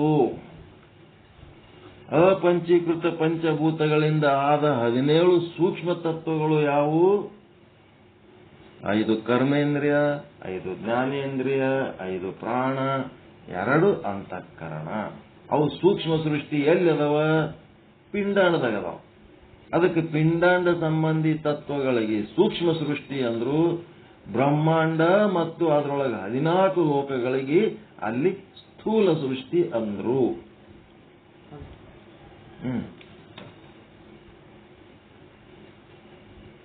ಅವ್ರು ಹೆಂಗ್ ಹೇಳ್ಯಾರ ಹಂಗೆ ಕೇಳ್ಬೇಕೆ, ನಮ್ ತಿಳಿದಂಗೆ ನಾವು ಅರ್ಥ ಮಾಡ್ಕೋಬೇಕು. ಅವ್ರು ಹೇಳ್ದಂಗೆ ತಿಳ್ಕೋಬೇಕು. ಅದಕ್ಕೆ ಬ್ರಹ್ಮಾಂಡಕ್ಕ ಮತ್ತು ಅದರೊಳಗಿರುವ 14 ಲೋಕಕ್ಕೆ ಅವರು ಸ್ಥೂಲ ಸೃಷ್ಟಿ ಅಂತೇಳಿ, ಮತ್ತೆ ಆ ಸ್ಥೂಲ ಸೃಷ್ಟಿ ಸೂಕ್ಷ್ಮ ಸೃಷ್ಟಿ ಅಂತೇಳಿ ನೀವು ಬಹಳ ತಲೆ ಕೆಡಿಸ್ಕೊಳಕ್ ಹೋಗ್ಬೇಡ್ರಿ. ನಿಮ್ಗೆ ಹ್ಯಾಂಗ ತಿಳಿತದ ಹಂಗ ತಿಳ್ಕೊಡ್ರಿ. ಒಂದ್ ಹೆಚ್ಚಾದ್ರೂ ಸಮಸ್ಯೆ ಇಲ್ಲ, ಒಂದ್ ಕಡಿಮೆ ಆದ್ರೂ ಸಮಸ್ಯೆ ಇಲ್ಲ. ಈ ಸೃಷ್ಟಿ ಏನಿದ್ರು ಸಹಿತ ಮದ್ದಿನ ಆನೆ ಇದ್ದಂಗ. ಇದರ ಬಾಲ ಕಿತ್ತಿದ್ರು ಆಟೆ, ಸೊಂಡಿ ಮುರಿದ್ರು ಆಟೆ, ಕಾಲ ಡೊಂಕಾದ್ರು ಆಟೆ. ಅದಕ್ಕ ಬೆಂಕಿ ಹಚ್ಚಿ ಢಮ್ ಅನ್ಸೋದು. ಅದು ಶೋಕೇಸ್ನಾಗ ಇಡೋದಲ್ಲ ಅದು ಈ ಸೃಷ್ಟಿ. ಈ ಸೃಷ್ಟಿ ಬಗ್ಗೆ ಯಾರ್ಯಾರು ಏನೇನ್ ಹೇಳ್ತಾರ ಕೇಳ್ರಿ. ಯಾರ ಸಂಗಟ ತರ್ಕ ಮಾಡ್ಲಕ್ ಹೋಗ್ಬೇಡ್ರಿ. ಯಾಕಂದ್ರೆ ಇದು ಮಿಥ್ಯವಾದ ಜಗತ್ತು. ಇದರ ಬಗ್ಗೆ ಹಿಂಗೆ ಅಂತೇಳಿ ಹೇಳಕ್ ಬರಂಗಿಲ್ಲ. ಇದು ಅನಿರ್ವಚನೀಯ ಆದ, ಇದು ಮಿಥ್ಯ ಆದ. ಇದರಾಗ ಕೆಲವೊಬ್ಬರು ತತ್ವಗಳು 24 ತತ್ವ ಅಂತಾರ, ಕೆಲವೊಬ್ರು 36 ತತ್ವ ಅಂತಾರ, ಕೆಲವೊಬ್ರು 108 ತತ್ವ ಅಂತಾರ, ಕೆಲವರು 1008 ತತ್ವ ಏನಂತಾರ ಅನ್ನಲ್ರಕ. ಎಲ್ಲ ಒಟ್ಟು ಇದು ಮಿಥ್ಯಾ ಮತ್ತು ಅನಿರ್ವಚನೀಯವಾಗಿದ್ದರ ಬಗ್ಗೆ ಯಾರು ಏನಂದ್ರು ತಲೆ ಕೆಡಿಸ್ಕೊಳಕ್ ಹೋಗ್ಬೇಡ್ರಿ. ಅವ್ರ ಹಂಗಂದರ ಇವ್ರು ಹಿಂಗಂದರತ್ತು ತರ್ಕ ಮಾಡ್ಲಕ್ ಹೋಗ್ಬೇಡ್ರಿ. ನಿಮಗ್ ಸ್ಥೂಲ ಸೂಕ್ಷ್ಮ ಅಂತಂದ್ರೆ ಹೆಂಗ್ ಅರ್ಥ ಮಾಡ್ಕೋಬೇಕು? ಕಣ್ಣಿಗೆ ಕಾಣೋದು, ಕೈಗೆ ಸಿಗೋದು, ಮುಟ್ಲಕ್ ಸಿಗಂತದಕ್ಕೆ ಸ್ಥೂಲ, ಕಣ್ಣಿಗೆ ಕಾಣೋದು ಸೂಕ್ಷ್ಮ. ನಿಮ್ಗೆ ಹಂಗೆ ಸರಿ, ಹಂಗೆ ಅನ್ಕೊಳ್ರಿ. ಇಲ್ಲಿ ನಿಶ್ಚಲ ದಾಸರ ಪ್ರಕಾರ ಪಿಂಡಾಂಡದೊಳಗಿರುವಂತ 17 ತತ್ವಕ್ಕೆ ಸೂಕ್ಷ್ಮ ಅಂದರ ಬ್ರಹ್ಮಾಂಡ ಮತ್ತು 14 ತತ್ವ 14 ಲೋಕ ಏನದವ ಅವಕ್ಕ ಸ್ಥೂಲ ಅಂದಾರ. ನಿಮ್ಗ ಇದು ಯಾರಿಗೆ ಸರಿ ಅನಿಸ್ತದ ಇದೇ ಅನ್ಕೊಳ್ರಿ. ನಿಮ್ಗೆ ಹ್ಯಾಂಗ ಅನಿಸ್ತದ ಹಂಗ ಅಂತ. ನಿನ್ ಹ್ಯಾಂಗ್ ಸಿಗ್ತದ ಹಂಗ್ ಮಾಡ್ಕೊ ಅಂತ. ಇದ್ರಾಗ ಏನು ತಲೆ ಕೆಡಿಸ್ಕೊಳಕ್ ಹೋಗ್ಬೇಡ್ರಿ. ಶಾಸ್ತ್ರೀಯವಾಗಿ ಈ ಪಂಚೀಕರಣದ ಬಗ್ಗೆ ತಲೆ ಕೆಡಿಸ್ಕೊಳಕ್ ಹೋಗ್ಬೇಡ್ರಿ. ಪಂಚೀಕರಣ ಅಂದ್ರೆ ಮದ್ದಿನ ಆನೆಯ ಒಂದು ಪುರಾಣ ಅಷ್ಟೇ. ಅದನ್ನೇ ಭಾರಿ ದೊಡ್ಡದು ಮಾಡಿ ಕುಂತು ವರ್ಷಗಟ್ಲೆ ಪಂಚೀಕರಣ. ಆ ಪಂಚೀಕರಣಕ್ಕ ಕಲಿಸಿ ಎಲ್ಲಿಗೆ ಮುಟ್ಟಿಸ್ಬೇಕು ಅಲ್ಲಿಗೆ ಮುಟ್ಟಿಸ್ಬಿಟ್ರು.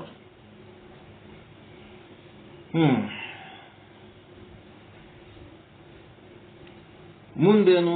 ಪಂಚಕೋಶಗಳು 260. ಇಲ್ಲಿ ಪಂಚಕೋಶಗಳು ಅಂತ ಬರ್ತದೆ. ವಿಷಯಾಂಕ 260.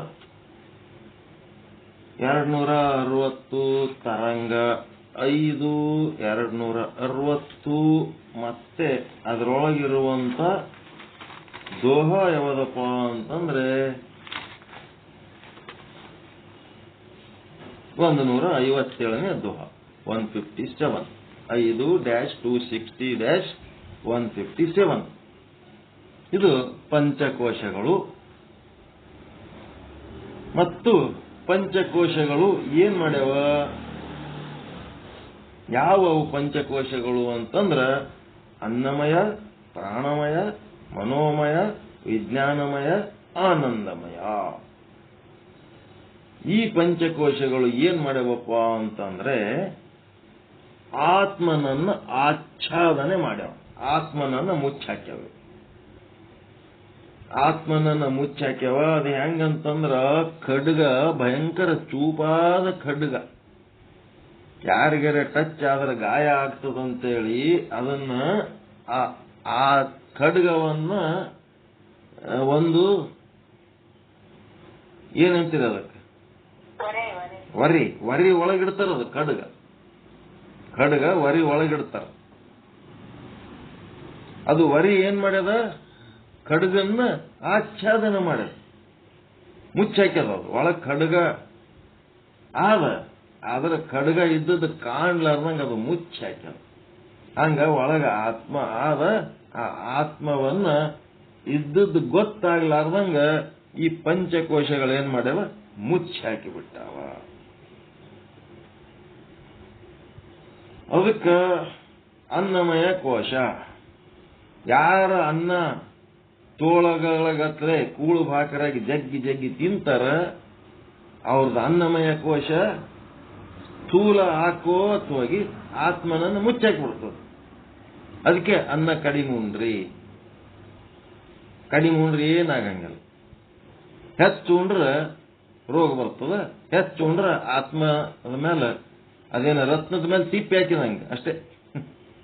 ರತ್ನದ ಮೇಲೆ ಹೋಗಿ ತಿಪ್ಪಿ ಹಾಕಿದಂಗೆ ಜಗ್ಗಿ ಅನ್ನ ತಿಂದ್ರೆ ಅದೇನಾಗ್ತದ? ಆತ್ಮವನ್ನ ಆಚ್ಛಾದನೆ ಮಾಡ್ತದೆ. ಜಗ್ಗಿ ಅನ್ನ ತಿಂದಂಗೆಲ್ಲ ಆತ್ಮ ಮುಚ್ಕೋತ ಹೋಗ್ತದ. ಅನ್ನಮಯ ಕೋಶ, ಪ್ರಾಣಮಯ ಕೋಶ, ಮನೋಮಯ ಕೋಶ, ವಿಜ್ಞಾನಮಯ ಕೋಶ, ಆನಂದಮಯ ಕೋಶ ಅಂತ ಬರ್ತಾವ. ನಿಮ್ಮ ಚಾರ್ಟಿನೊಳಗ ಬರ್ಕೋಬೇಕಲ್ಲ. ಎಲ್ಲ ನಾಳೆ ಹೇಳ್ತೇನೆ. ಇವತ್ತು ಸಾಕಿದೆ, ಟೈಮ್ ಆಯ್ತು. ಎಷ್ಟಾಯ್ತು? 8 ಗಂಟೆ ಆಯ್ತಲ್ಲ. ಚಾರ್ಟಿನೊಳಗೆ ಏನ್ ಬರ್ಕೋಬೇಕು? ನಿಮ್ಮೊಳಗ ಅದು 6-7 ಇವು ಅದಾವಲ್ಲ, ಕಾಲಮ್ ಹಾಕಿದ್ದು ಒಂದು ಪೇಜ್ ರಿಸರ್ವ್ ಇಟ್ಟಿರಲ್ಲ, ಅದ್ರೊಳಗೆ ತುಂಬಬೇಕಲ್ಲ ಇವೆಲ್ಲ. ನಮ ಶಿವಾಯ ಚಾರ್ಟ್ ತುಂಬಿಸ್ಬೇಕಲ್ಲ.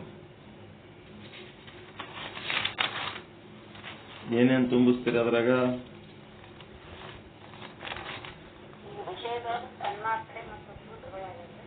ಎಲ್ಲ ತುಂಬಿಸ್ಬೇಕಾದ್ರೆ, ಯಾಕಂದ್ರೆ ಗೊತ್ತಾಗಬೇಕಲ್ಲ. ಓಂ ನಮ ಶಿವಾಯ ಅಂತಂದ್ರೆ ಅದರ ಅರ್ಥ ಎಷ್ಟು ಆಳ ಅದ ಅನ್ನೋದು ಗೊತ್ತಾಗಬೇಕಲ್ಲ. ಅದಕ್ಕೆ ಮೊದಲ ಆ ಚಾರ್ಟ್ ಇಲ್ಲಿ ತನ ಏನು ಓದಿರಿ ಆ ಚಾರ್ಟಿಗೆ ಮೊದಲ ಮ್ಯಾಚ್ ಮಾಡಿ ಮುಂದೋಗೋಣ.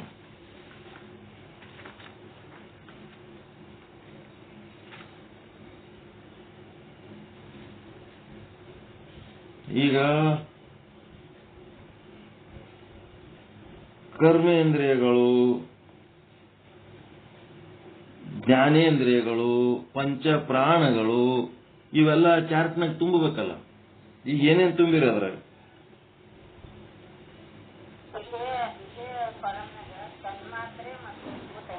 ಅಷ್ಟೇ ತುಂಬಿರಿ, ಅಷ್ಟೇ. ಈಗ ಏನೇನು ಓದ್ಕೊಂಡಿರಿ ಅವನ್ನ ಅದ್ರಾಗ ಸೇರಿಸ್ಬೇಕಲ್ಲ. ಈ ಕರ್ಮೇಂದ್ರಿಯಗಳು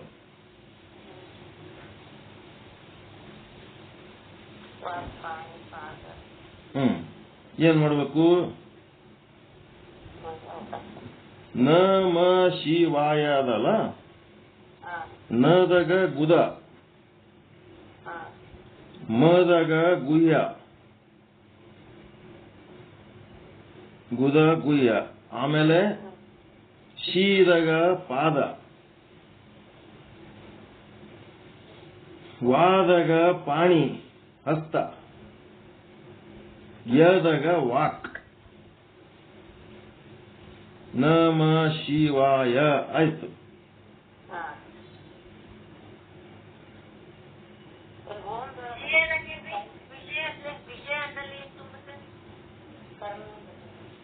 ಕರ್ಮೇಂದ್ರಿಯಗಳು.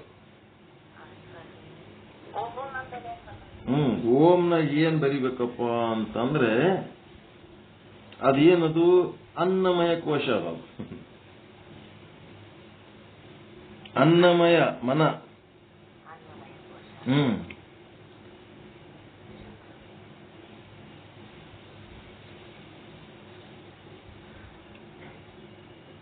ಮನನೇ ಅನ್ನಮಯ.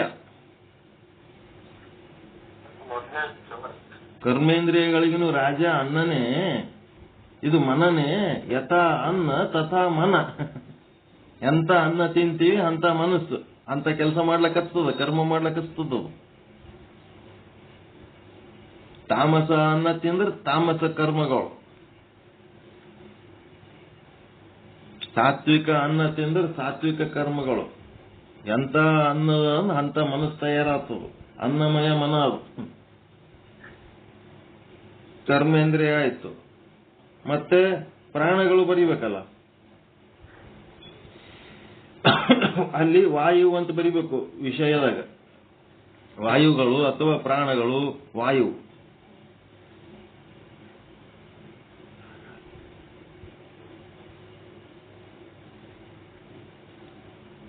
ಏನ್ ಮಾಡ್ರಿ, ಇಲ್ಲಿ ನಮ ಶಿವಾಯದಾಗ ಪ್ರಾಣವಾಯು, ಅಪಾನವಾಯು.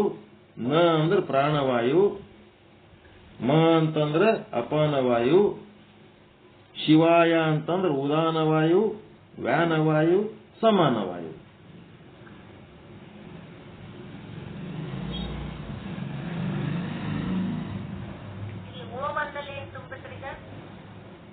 ಓಮಂದಲ್ಲಿ ಅವು ಇನ್ನ 5 ಅದಾವಲ್ಲ ವಾಯುಗಳು.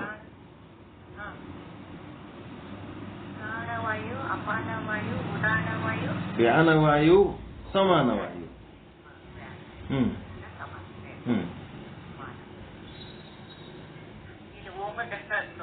ಓಮಂದಲ್ಲಿ ಏನ್ ಮಾಡ್ಬಿಡ್ರಿ, ಆದಿಶೇಷ ಅಥವಾ ನಾಗ,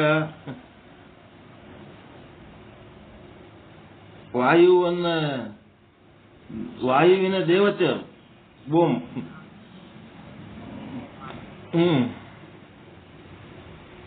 ವಾಯುದೇವ ಅಂತಿರಲ್ಲ, ಅದೇ ನಾಗಾದಿ. ಅಲ್ಲಿ ಓಮನಲ್ಲಿ ಅದು ತುಂಬಬೇಕು. ನಾಗಾದಿ ಅಂತಂದ್ರೆ ಏನು? ಈ ಜಗತ್ತಿನೊಳಗ ಏನು ಕಾರ್ಬನ್ ತಯಾರಾಗ್ತದ ಅದನ್ನ ತಗೊಂಡು ಆಕ್ಸಿಜನ್ ಕೊಡಂತವು ಗಿಡ ಮರಗಳದಾವ. ಅವುದರಿಂದ ಪರಿಶುದ್ಧತೆ ಅದ. ಹಾವುಗಳದವ, ಅವು ಕಾರ್ಬನ್ ತಗೊಂಡು ಆಕ್ಸಿಜನ್ ಕೊಡ್ತಾವ. ಹಸುಗಳದವ, ಕಾರ್ಬನ್ ತಗೊಂಡು ಆಕ್ಸಿಜನ್ ಕೊಡ್ತಾವ. ಅವು ಆಕಳ, ಎತ್ತ ಇವೆಲ್ಲ ಏನ್ ಮಾಡ್ತಾವ? ಉಸಿರಾಡ್ಸ ಕಾರ್ಬನ್ ತಗೋತಾವ, ಹೊಳ್ಳಿ ಆಕ್ಸಿಜನ್ ಕೊಡ್ತಾವ. ಎಲ್ಲ ಈ ವಾತಾವರಣ ಶುದ್ಧ ಮಾಡಂತದ್ ಏನದ ಅದೇ ದೈವ. ಇದಕ್ಕ ಪ್ರಾಣವಾಯುವಿಗೆ ಏನಾಯ್ತು? ವಾಯುಗಳು ಗೊತ್ತಾಯ್ತು, ಕರ್ಮೇಂದ್ರಿಯ ಗೊತ್ತಾಯ್ತು. ಈಗ ಜ್ಞಾನೇಂದ್ರಿಯಕ್ಕೆ ಹೋಗ್ಬೇಕಲ್ಲ. ಜ್ಞಾನೇಂದ್ರಿಯಲ್ಲಿ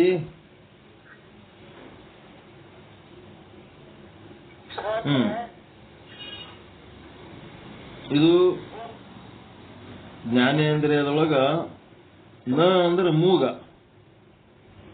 ಗ್ರಾಣ, ಗ್ರಾಣ. ನ ಅಂದ್ರೆ ಗ್ರಾಣ, ಮ ಅಂತಂದ್ರ ಜೀವೆ, ನಾಲಿಗೆ.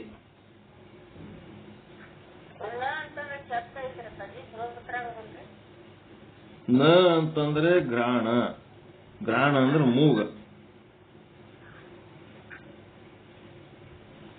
ಮ ಅಂತಂದ್ರೆ ನಾಲಿಗೆ. ಶಿ ಅಂತಂದ್ರೆ ನೇತ್ರ. ವಾ ಅಂತಂದ್ರೆ ಚರ್ಮ.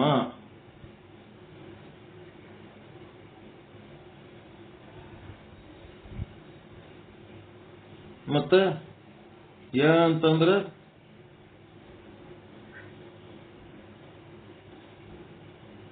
ಕಿವಿ, ಕರ್ಣ.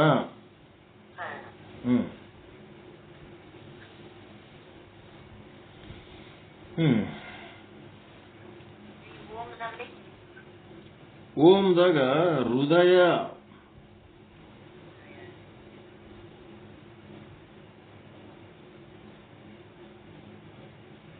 ಹೃದಯ ಅಂತ, ಹೃದಯ.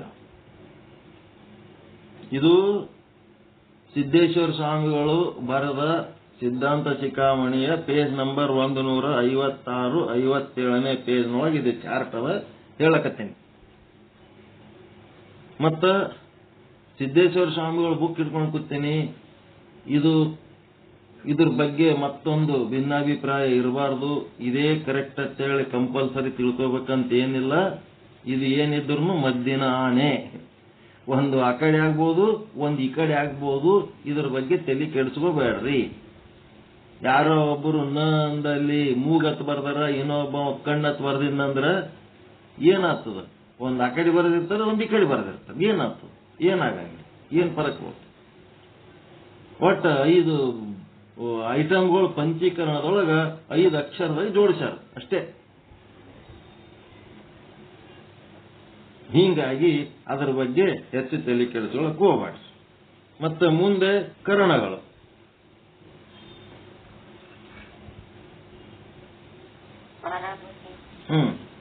ಕರ್ಣದೊಳಗ ನ ಅಂತಂದ್ರೆ ಚಿತ್ತ, ನ ಅಂದ್ರೆ ಚಿತ್ತ, ಮ ಅಂದ್ರೆ ಬುದ್ಧಿ, ಶಿ ಅಂದ್ರೆ ಅಹಂಕಾರ, ವಾ ಅಂದ್ರೆ ಮನಸ್ಸು, ಮತ್ತೆ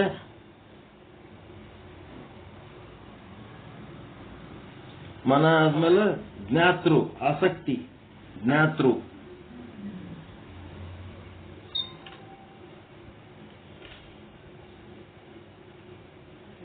ಅಂತಃಕರಣ. ಆಯ್ತು. ಇದು ಅಂತಃಕರಣ, ಜ್ಞಾತೃ ಸಂಬಂಧಪಟ್ಟದ್ದು. ಏನ್ರಿ? ಕರಣ ಅಂತ ಬರ್ದಿರಲ್ಲ ವಿಷಯ.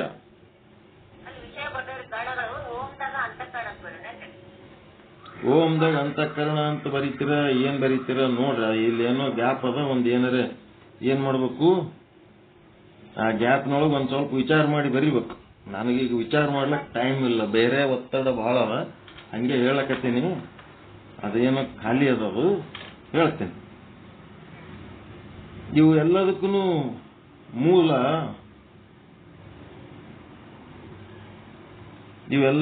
ಮೂಲ, ಏನದ ಅಂತಂದ್ರ, ಇವೆಲ್ಲ ಕೆಲಸ, ಆಸಕ್ತಿ ಇವೆಲ್ಲ ಬರ್ಬೇಕಾದ್ರೆ ಇದಕ್ಕೆಲ್ಲ ಮೂಲ ಏನದ ವಿಚಾರ ಮಾಡಿ ಅದನ್ನ ಅಲ್ಲಿ ಹಾಕ್ಬೇಕು. ಓಂ ಮನಸ್ಸು, ಆಸಕ್ತಿ ಇವೆಲ್ಲ ಕೆಲಸ ಚಾಲು ಮಾಡಬೇಕಾದ್ರೆ ಇದರಿಂದ ಲೋಕದ ಚೇಷ್ಟೆಗೆ ರವಿ ಬೀಜವಾದಂತೆ. ಈ ಮನಸ್ಸಿನ ಚೇಷ್ಟೆಗೆ ಯಾವುದು ಬೀಜ ಅದನ್ನು ವಿಚಾರ ಮಾಡಿ ಅಲ್ಲಿ ಬರಿಬೇಕು. ಓಂ ಅಂದ್ರೆ ಏನು ಅಂತ ಹೇಳಿ ಬರಿಬೇಕು. ಅದು ವಿಚಾರ ಮಾಡಿ ಬರಿಬೇಕು. ಇನ್ನು ನಾನು ಅದ್ರ ಬಗ್ಗೆ ವಿಚಾರ ಮಾಡಿಲ್ಲ, ಮಾಡಿ ಹೇಳ್ತೀನಿ. ಸ್ವಲ್ಪ ಟೈಮ್ ತಗೊಂಡು ಹೇಳಮ್ಮ. ಇದಕ್ಕೆ ಇವೆಲ್ಲಾನು ಬುದ್ಧಿ ಕೆಲಸ ಮಾಡಬೇಕು, ಅಹಂಕಾರ ಕೆಲಸ ಮಾಡಬೇಕು, ಮನಸ್ಸು ಕೆಲಸ ಮಾಡ್ಬೇಕು ಅಂದ್ರೆ ಏನು ಮಾಡೋದು? ಅದಕ್ಕೆ ಅಂತಃಕರಣಗಳು 17 ತತ್ವಗಳ ಪೈಕಿ 3 ಹೇಳಿದೆವು. ಕರ್ಮೇಂದ್ರಿಯ, ಜ್ಞಾನೇಂದ್ರಿಯ, ಪ್ರಾಣಗಳು, ಅಂತಃಕರಣಗಳು ಹೇಳಿದೆವು. ಮತ್ತೆ ಇವು ಪೃಥ್ವಿ, ಅಪ್ಪು, ತೇಜ ಬರಿಬೇಕು, ಪಂಚಭೂತಗಳು. ಮತ್ತೆ ಪಂಚ ವಿಷಯಗಳು ಬರ್ದಿರಿ, ಈಗ ಆಲ್ರೆಡಿ ಬರೆದ್ಬಿಟ್ಟಿರಿ. ಬರೆದ ಮೇಲೆ ಈಗ ಏನಾಯ್ತು, ನೆಕ್ಸ್ಟ್ ಬೇಕಾಗಿದ್ದು ಈಗ ಪಂಚಕೋಶಗಳು ಬೇಕಾಗ್ಯದ. ಪಂಚಕೋಶಗಳು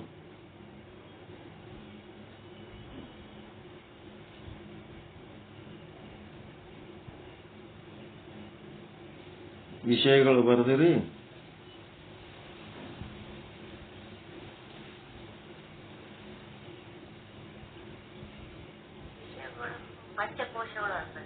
ಪಂಚಕೋಶಗಳು ಮತ್ತೆ ಅದನ್ನು ಪಂಚೀಕರಣದಾಗ ಬರ್ತದ. ವಿಷಯ ಇದ್ದಲ್ಲಿ ಪಂಚಕೋಶ ಬರಿಬೇಕು. ಋಗ್ವೇದ, ಕ್ರಿಯಾ.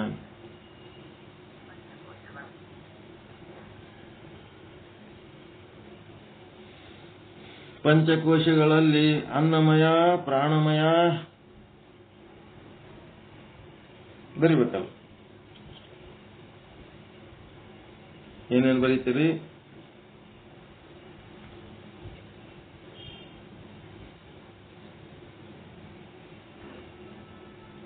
ಅನ್ನಮಯ,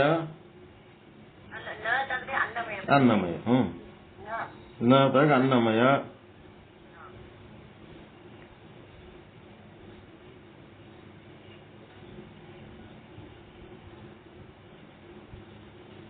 ಮದಾಗ ಪ್ರಾಣಮಯ,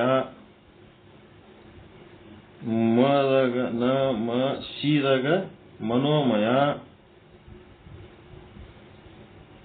ವಾದಾಗ ವಿಜ್ಞಾನಮಯ, ಯದಾಗ ಆನಂದಮಯ.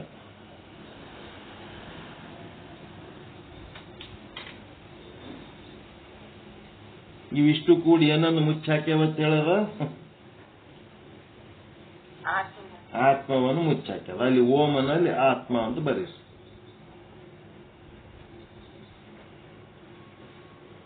ಏನೂ ತಿಳಿಲಿಲ್ಲ ಅಂದ್ರೆ ಓಮನ ಜಾಗದಾಗ ಆತ್ಮ, ಕೂಟಸ್ಥ, ಸಾಕ್ಷಿ ಬರ್ಕೊತ ಹೋಗೋದು. ಎಲ್ಲದಕ್ಕೂ ಮೂಲ ಅದೇ ಅಲ್ಲ ಓಂ. ಏನೋ ಶಾಸ್ತ್ರೀಯವಾಗಿ ಬಿಡಿಸಿ ಬಿಡಿಸಿ ಬರೆದಿರ್ತಾರ, ಅದು ಓಮಿಂದೇ ಅರ್ಥ. ಎಲ್ಲ ಮೂಲ ಆಧಾರ ಅದೇ. ಆತ್ಮ ಅಂತ ಬರೀರಿ, ಸಾಕ್ಷಿ ಅಂತ ಬರೀರಿ, ಕೂಟಸ್ಥ ಅಂತ ಬರೀರಿ, ಓಮದ ಜಾಗದಾಗ ಏನ್ ಬೇಕಾದ್ ಬರೀರಿ. ಅಂದ್ರೆ ಆತ್ಮಕ್ಕೆ ಸಂಬಂಧಪಟ್ಟ ಶಬ್ದಗಳು ಬರಿಬೇಕಲ್ಲ, ಮೂಲ ಆಧಾರ. ಹಿಂಗಾಗಿ ಈ ಚಾರ್ಟ್ ಹಂಗೆ ತುಂಬ್ಕೊತ ಹೋಗ್ಬೇಕು. ಅಲ್ಲಿ ಬಂದಂಗೆ ಹೇಳ್ಕೊತ ಹೋಗ್ತಿರ್ತೀನಿ. ಆ ಚಾರ್ಟ್ ಭರ್ತಿ ಮಾಡ್ಕೋಬೇಕು. ಅರ್ಥ ಮಾಡ್ಕೊಂಡು ಭರ್ತಿ ಮಾಡ್ಕೋಬೇಕು. ಸುಮ್ಮನೆ ಏನಾದ್ರು ತುಂಬ್ಕೊಳ್ಳೋದಲ್ಲ, ಅರ್ಥ ಮಾಡ್ಕೋಬೇಕು. ಈ ಪಂಚಕೋಶಗಳಿಗೆ ಸಂಬಂಧಪಟ್ಟಂಥದ್ದು ಮತ್ತೆ ವಿಷಯ ನಾಳೆಗೆ ಡೀಟೇಲ್ ಆಗಿ ತಗೊಳ್ಳೋಣ. ಲೇಟಾಗಿ ಬಂದೀನಿ ಇವತ್ತ. ನಾಳೆ ಈ ಪಂಚಕೋಶಗಳು ಹೇಳೋದು ಮುಗಿತದೋ ಏನು ಮುಗಿಯಲ್ವ, ಇನ್ನೊಂದು ಸ್ವಲ್ಪ ಇರಂಗೆ ಕಾಣ್ತದ. ಮಾಡೋಣ. ಓಕೆ. ಪರಮಾನಂದ ಪ್ರಾಪ್ತಿ ಭವ, ಸರ್ವ ದುಃಖ ನಿವೃತ್ತಿ ಭವ, ಇಷ್ಟಾರ್ಥ ಸಿದ್ಧಿರಸ್ತು, ಯಶಸ್ವಿ ಭವ, ಯಶಸ್ವಿ ಭವ. ಜೈ ಶುದ್ಧ ಬ್ರಹ್ಮ, ಜೈ ಜೈ ಶುದ್ಧ ಬ್ರಹ್ಮ. ಓಂ ಶಾಂತಿ ಶಾಂತಿ ಶಾಂತಿ. ಶರಣು ಶರಣಾರ್ಥಿ, ಶರಣು ಶರಣ. ಓಂ ಶಾಂತಿ. ಎಲ್ಲರಿಗೂ ನಮಸ್ಕಾರ.